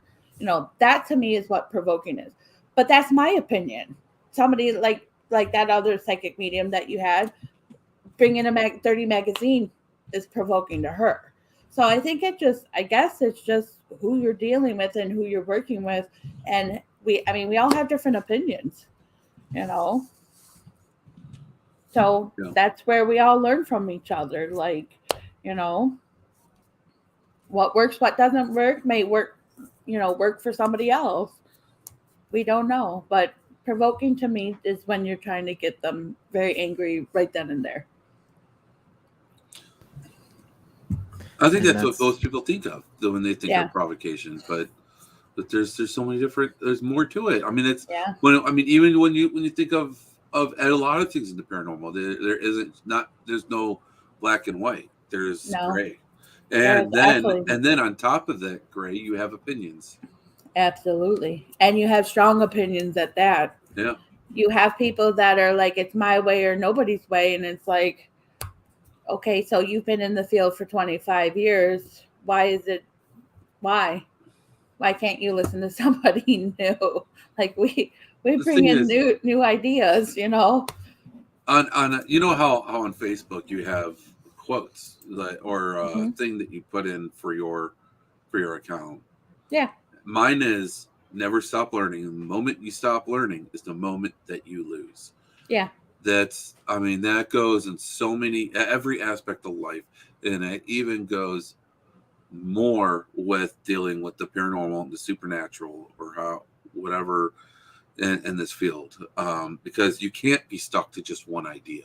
No, you can't. And it's so hard. And that's what breaks religion so hard, because you can't be stuck to, you need to be at least open to learning about other religions, because you don't know what religion you're dealing with, and plus who knows what happened in a place that different. There's all different types of religious ceremonies that are done in people's homes, right? And every religion, we all do it. We all do it. It doesn't matter what. If you have any sort of religion, it doesn't. If you're Jewish, you have your high holy days, and you're leaving wine and a plate out for spirit. Mm-hmm. And you do that. In the Catholic religion, you're praying to all sorts of angels and all sorts. Mm-hmm. I'm Catholic, and I will tell people I'm Catholic with a pagan attitude, and I've only started saying that since I've been in the paranormal field, because I grew up Catholic. I'm a catechist. I teach children about God and Jesus. Every Monday night I go and teach kids. What I'm really teaching them is about love and light. So, that all ties in together. I'm teaching them how to be decent human beings, but we teach them by using some scriptures. And then I have to explain what the scripture is, because they're third graders, So, it's basically just teaching them how to be nice to each other. But since being in the field, I'm like, yeah, I got a pagan attitude. And they're like, how, what, huh? And I'm like, because I'm learning about other people's different spiritual journeys, and it makes me think of my own spiritual journey. Like, yes, I'm Catholic. Do I always believe in the ways of the Catholic? No, I don't. I never have, but is it special to me? Yes. Will I have conversations about Jesus and God? And yes, I will. But I will respect your opinion, and then I hope you respect my opinion. If you're going to argue with me and you're not going to be respectful of who I am, then hit the door, dude. I don't care. Just like politics, we're all adults. Let's have adult conversations. If you're going to argue with me, bye. I don't care for you. We all have different opinions about different things. So spiritually, all of that. I'm here to learn from everybody. And if you do one ritual, like I said, I'm a healer. I love the moon. I love healing oils. I love sage. I do all that stuff. I know some religions probably like, oh my God, you're a witch. And I'm like, yeah, I am. I got a black cat now. But it's who I am. And I'm going to respect you for you as a person. And if you are a spiritual person in one way, share it with me. Teach me about it, Yeah. I used to look at people who were Satan worshipers and, oh my God, that's evil. Because like I said, I've danced with the devil many times. Actually, at the Paracon yesterday, they had, and I know his name was James, and he told me to become Facebook friends with him. I have his card, but they were demonologists, and I tried to sit in their lecture, and James was telling us how he had a dream, a very real dream, And then it ended up coming partially true. He went into, like, he had all this description of this home, what happened in the home, and he was part of it. And then when he went on this home investigation, it was that house that he dreamt of, and it was those people that he dreamt of. And he's like, I'm out of here before anything bad, because he knew something bad was going to happen. He's like, I'm out. I had to get up and leave because I had a panic attack, because I've had those dreams. And the one I had was very real. And it was about the devil trying to steal my family. So that's why I don't play with Ouija boards. And that's why I don't like Ouija boards, because I played with the Ouija board and then had that very real dream. For the longest time, I couldn't think about the devil. I couldn't say the word devil. If anybody mentioned the word devil, I had panic attacks, major panic attacks. And it wasn't until I started working at a Christian daycare where they prayed over me and I was completely fine. Now, being in the field, I can talk about the devil. I can talk about demons. I can learn about them and go, you know what? They ain't out there as much as I thought they were. You know, there are far few in between demons. There are far few between people getting, overtaken by, demons. Are they out there? Sure. But they're not out there like I thought they were, and something my brother said at Christmas time kind of made me think and go, it's like an aha moment. But somehow the devil got brought up at Christmas while we were playing Cards Against Humanities. And he said, the devil's only here to do his job. And I looked at him, I'm like, oh, you're right. He's just here to get the bad people. That's all. You do wrong, he's going to take you. Yeah. He's doing his job. And I was like, oh, yeah, that makes sense. Anywho, but yeah, I'm going to learn from everybody, and my opinions might change from what I learned, what I feel, and all that stuff. So, just be respectful. Just be kind. That's a good way to look at it. Everybody, like you said, everybody has different opinions. Nobody's opinion is better than anybody else's. Yep. Opinions are like assholes. Everyone's got one. Everyone's got one. And they all stink. Yes, they do. For the most part. Mine smell like flowers. I don't know what you're talking about. But as Ken say, I believe that spirits carry over certain personalities traits. That's how we how do we really know? A young child's spirit is most likely going to be much different than a hard criminal type. Yeah, I mean. Yeah, but then you have the people that say when you encounter a child spirit that it's a demon disguising themselves. Yeah. And not every time. Now can a demon do that because they don't want you to know what it is and they don't want you to be intimidated by it? Yes, 100% they could, but that's very few and far between. And there are child spirits out there. I believe I have encountered child spirits and I've seen child spirits, and when I saw that child spirit, it had child energy, and that's how you can to me that's I guess like when you're an empath, like you can hide many different things, but you can't hide your energy. You can't hide your energy. I mean, you can maybe try and disguise it. You can maybe try and manipulate it, but you can't hide it. And do you know how hard that is? I cry all the time, and that people at work, they're like, she's crying again. I'm like, because one of you assholes are going through something, and I'm feeling it. So and that's why you got to shield. You got to shield before. Like I could not. When I worked in the office, I had to shield before. I can shield, but I have a very hard time shielding because I'm a healer. I want to heal people. And I shield when I go in the office. I'm like, nope. I put up I put up a shield and I put up a mirror. So that way when I'm at work, like I'm not getting affected. There was one day when I was sitting at my desk and all of a sudden I just felt like the most horrible feeling. Like I just lost a close relative. It was horrible. And I can't do that while I'm at work. I'm sorry. There's a time and place. That is not the place. I want to help people, and I like to heal. I consider myself a healer as well. but not when I'm sitting at work trying to do my job. I'm sorry. That's what I'm doing. I've I'm actually- focusing. The only reason why I'm there is because I need to make money for my family. So Right. that's my focus. And I totally so I get go there, that. I shield, I do a mirror, boom, block. That reflects off, and it works. I'm telling you, it's crazy.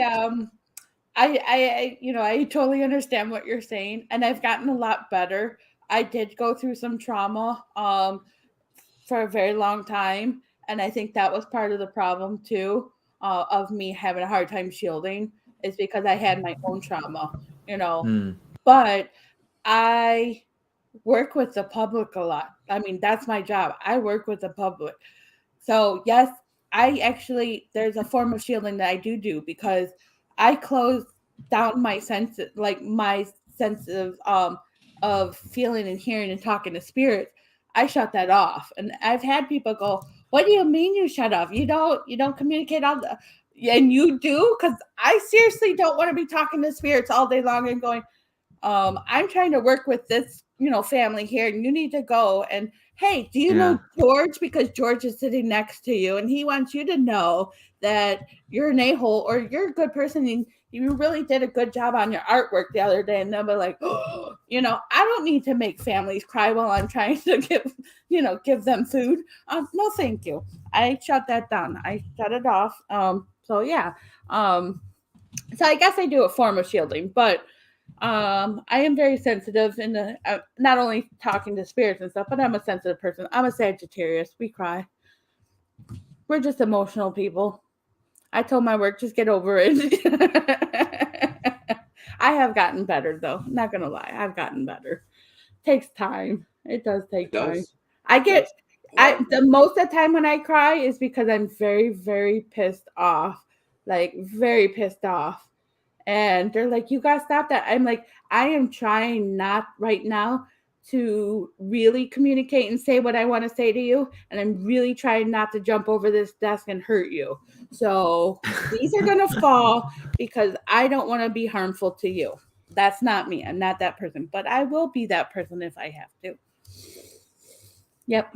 So that's me in a nutshell. But yeah, I mean, I shield. I try. I got to learn to ground and shield a little better. I do grounding okay, but shielding, yeah.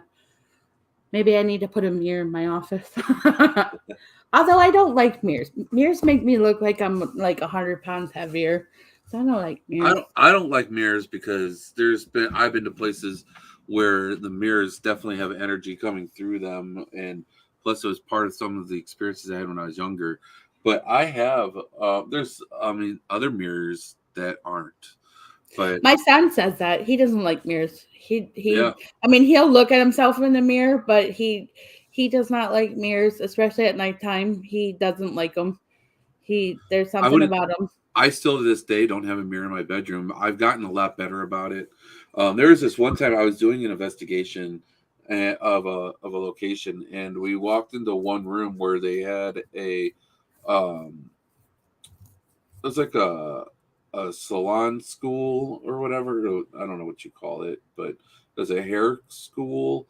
And I walked into this room. I didn't know. I walked into this room, and it was just like rows and rows of the stations with mirrors, and the mirrors were all facing each other. So it was like ching, ching, ching, ching, ching, ching, and we're in like. So you see yourself 10 Oh my times. gosh! Well, the thing is that you feel that transfer of energy, and you feel something looking back at you, and it's just like you feel it from every mirror, and it's just like overwhelming. Well, what about that mirror at Middle Point? The one that went from the floor to the ceiling. So the one at Middle Point, that was crazy. At the Ghost Hunt for Brian, I did the ghost helmet right next to it. I did too. I lasted 5 minutes. I did it for the whole time. I don't remember how long it was for, but I felt like I was sitting next to the mirror before I went in front of it, and when I was sitting next to it, and especially when I was sitting in front of it, I felt like there was a doorway there. Yeah. I felt like I could legit walk up and walk through a doorway, which was the mirror. I felt that too. I felt like somebody kept opening it up and closing it, and I was like, okay, I'm done. I lasted 5 minutes in that helmet. It was making me, it was making me crazy. It does. It's weird. I was It's like, I don't like we don't like need I help wanted like with I that. wanted to puke and everything else. I'm like, okay, I can't do this. Yeah, we don't need help with opening that part of our brains up that's already open. Yeah. That just intensified it. Yeah, it is, it was definitely different, that room. But that helmet too was weird. I don't know. I don't know. It just made me weird. It's a good helmet though. It's definitely a good helmet. Yeah, it's a cool piece of equipment. I definitely see if someone who's not empathic or someone who's not sensitive, if you ever want to experience what it's like for a moment, there it is. That's it. That's Right. the best way Yeah, to I'm do good. We're all good. Yeah. Yeah. It's definitely an experience, and I'm looking forward to more. Like I said, we've been to Hinsdale. We're actually going back. Ace and I are going with Eddie Pence and a couple other people back to Wildwood and Hinsdale. So I'm kind of excited to go back to Hinsdale since it made me very mean. Yeah. I even yelled at my kids, and they're like, "Why are you yelling?" Like, because I called them to check in on them. And they're like, "Why are you yelling at us?" And I'm like, "I'm not yelling at you." And then when I went back to my teammates, I was like, "Why were you yelling?" I'm like, "I wasn't yelling." He's like, "You need to go check yourself." That's wild how some locations do that. It is. I mean, The only location that has affected me like that. So I'm excited to go back. And even when I got home, did that to me. Madison I was went there. weird. I went there before Adam Kimmel owned it. It was a completely different beast then. Right. Honestly, Brian, when you went there with your old team, I think that you did experience the old Madison, because there's definitely a difference between Madison now and Madison before Kimmel did all the work to it. Yeah. I don't know. We went. It was last year, so not last year, the year before, when MadCon 3. So 2020, yes. That was my first Paracon, was MadCon 3, and we did the day tour. So it was like a half an hour, 45-minute tour. They took you to each floor, told you a little bit, and then took you to the hot spots, and gave you a little bit more lecture. And it was Denise Smith that was doing the lecture. We got to the third floor, second or third floor. I think it was the third. It was the one before you got to the female psychic ward. I think it was the third floor. It was where Sarah's room is at.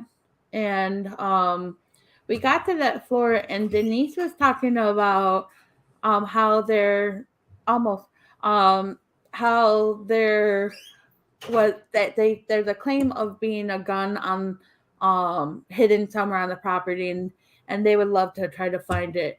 And all of a sudden I started feeling this really strong emotion inside my chest of sadness, and I think it was coming from the top floor because I was standing close to the stairways, and everybody kind of went to Sarah's room, which is a blue room. They went to that room.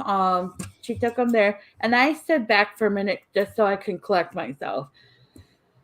And I walked to the room. I looked in the room and said, "Nope, hell no, going back." I went back and stood where she first started giving the lecture. They all went upstairs to the top floor, and I stood back and I just lost it. I started crying. And this was like another experience. I was like, what the hell's going on? And Darren Smith, who does Old Licking County Jail, he's one of the caretakers there. Yeah. His son was helping with the, trying to stay behind and make sure everybody goes.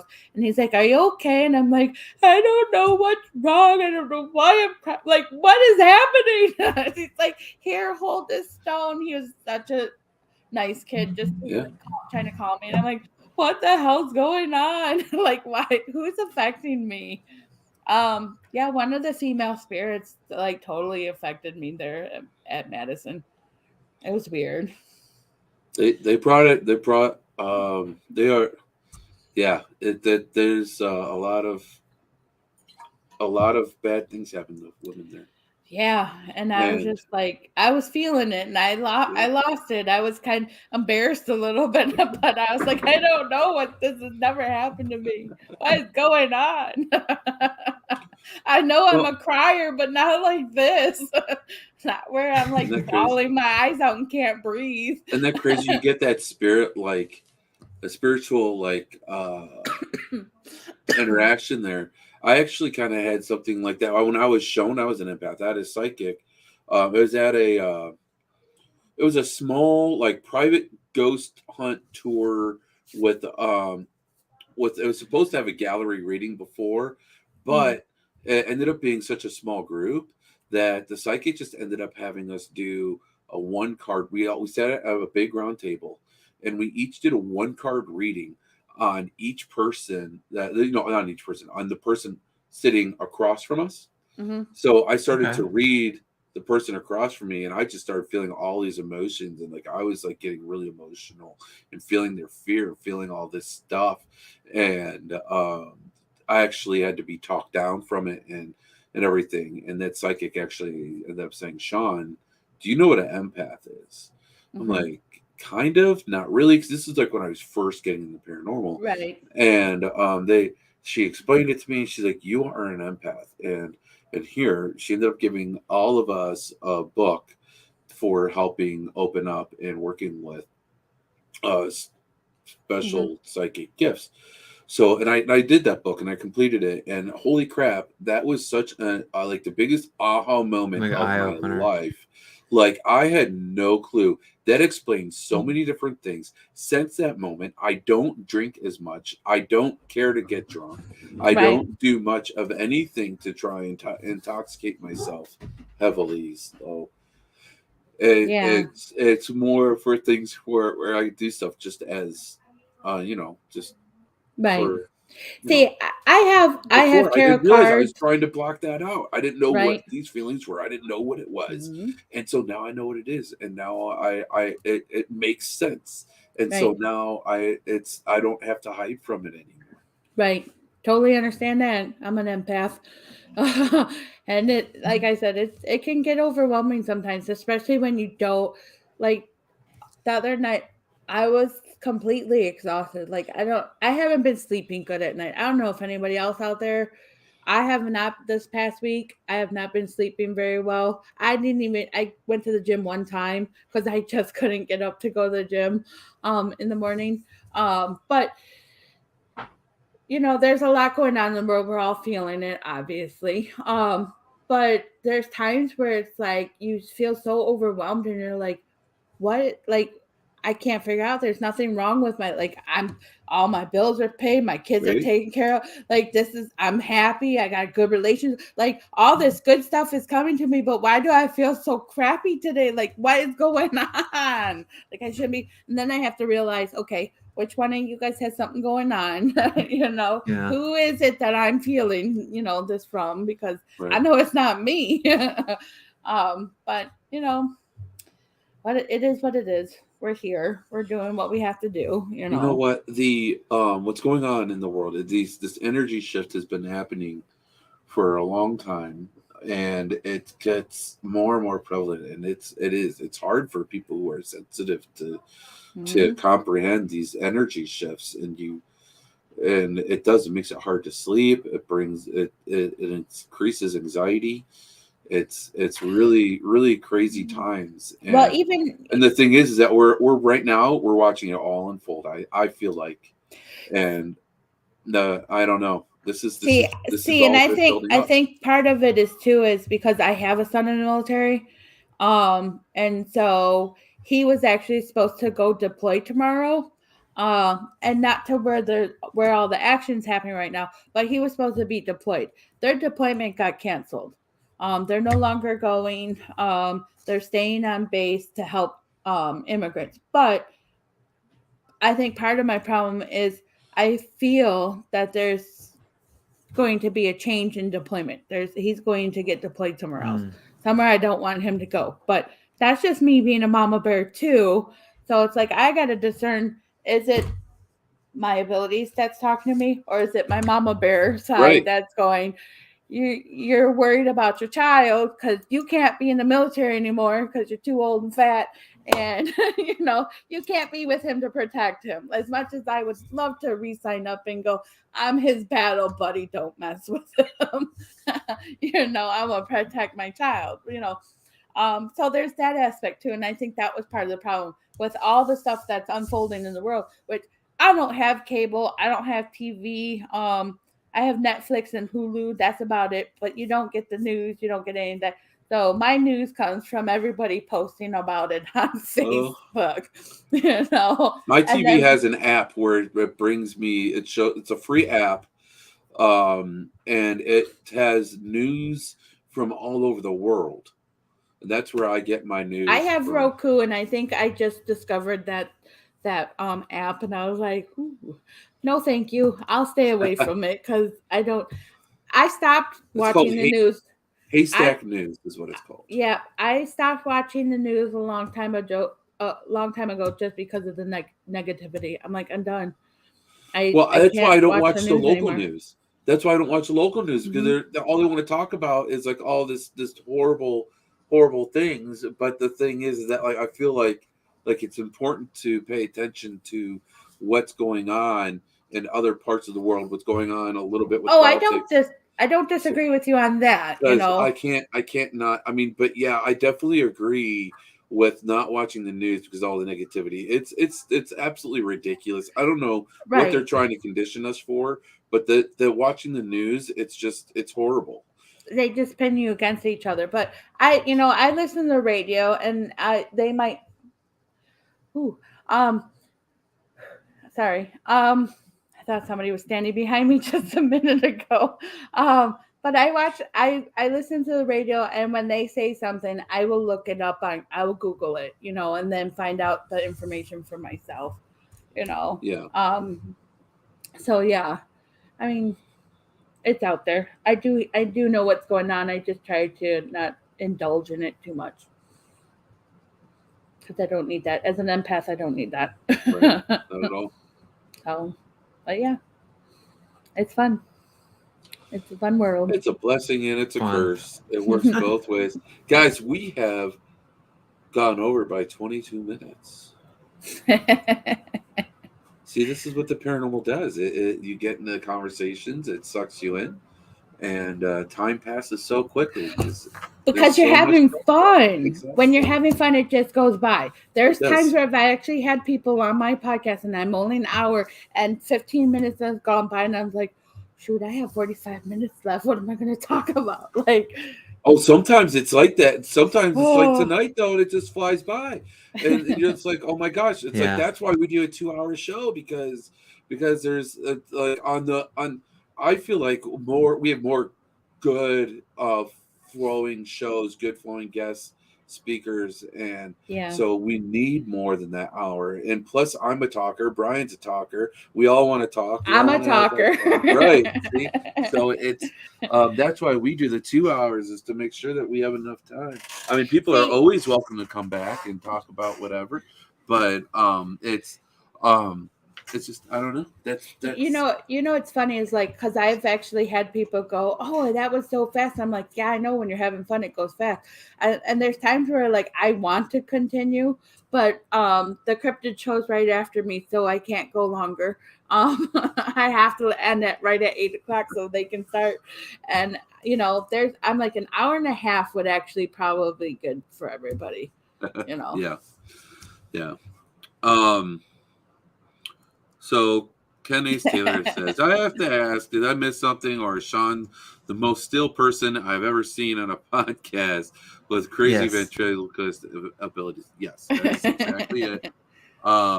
Actually, no, I'm sorry. My computer, I don't know what's going on with the camera. It's not communicating. It shows it's connected, but it won't work. I don't know. Maybe I need a new camera. I hope not. I'll just add to everything else. But with that, guys, I know a lot of people, I have to take a little bit of a break from the show, guys. I'm hoping it's about a month. But right now, a lot of people are going through hard times. Me and my family, we are amongst those. My family is just in a situation where I need to focus on them. Right. And I need to focus a little bit more on my health. I went through some health issues. They're getting better. So that's one less thing to worry about. But still, my family needs me, and I have some stuff around my house that needs attention. So I'm hoping no more than a month. And since we do shows every other week, that's really only 2 shows. Yeah, it's just like 2 shows. Yeah, so I'm it's not a huge thing. I just want to let you guys know I'm not leaving. I'm not retiring. Y'all can't get rid of me. I'm just taking a little bit of and that's okay. We all need that break. Yeah, you know? I told you I'm going to take a break in July and August. I hate it because like right now it's like, okay, we're all getting the itch to investigate. The weather's getting nice. This is when the paranormal starts to get exciting. And then like come summertime, we have a bunch of time off because like birthdays and it's summertime and investigations. And so I hate to do this now, but I had to make the hard choice. That's okay. You got to take care of you do. Yeah. You got to take care of your family. I told my kids I wouldn't do as many investigations this year because I did a lot last year and they were mad at me for it. So I promise that I'm trying.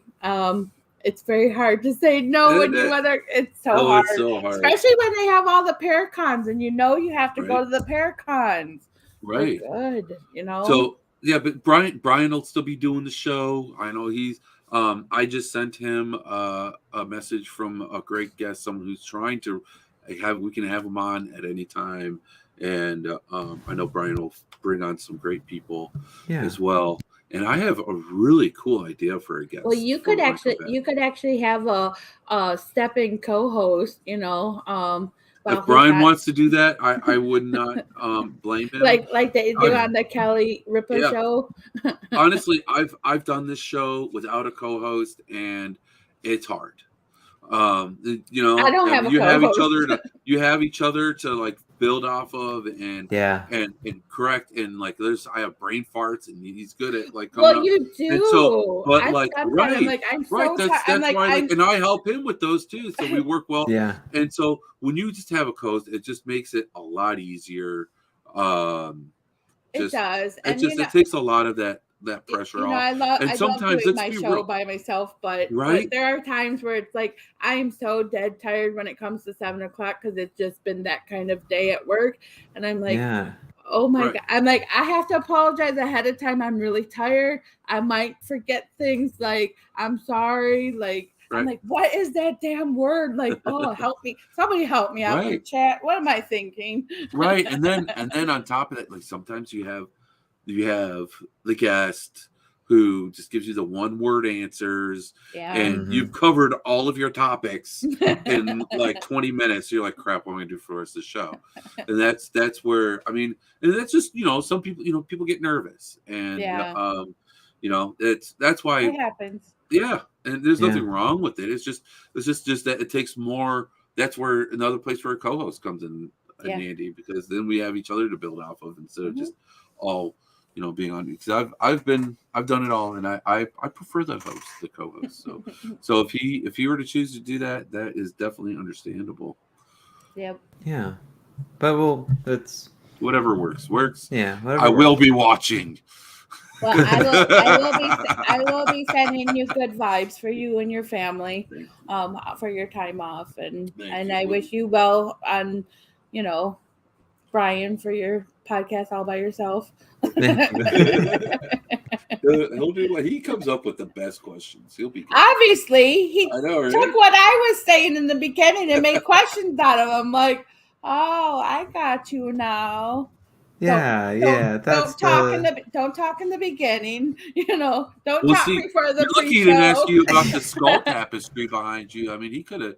I mean, we had one guest. They had a it was the mortuary woman.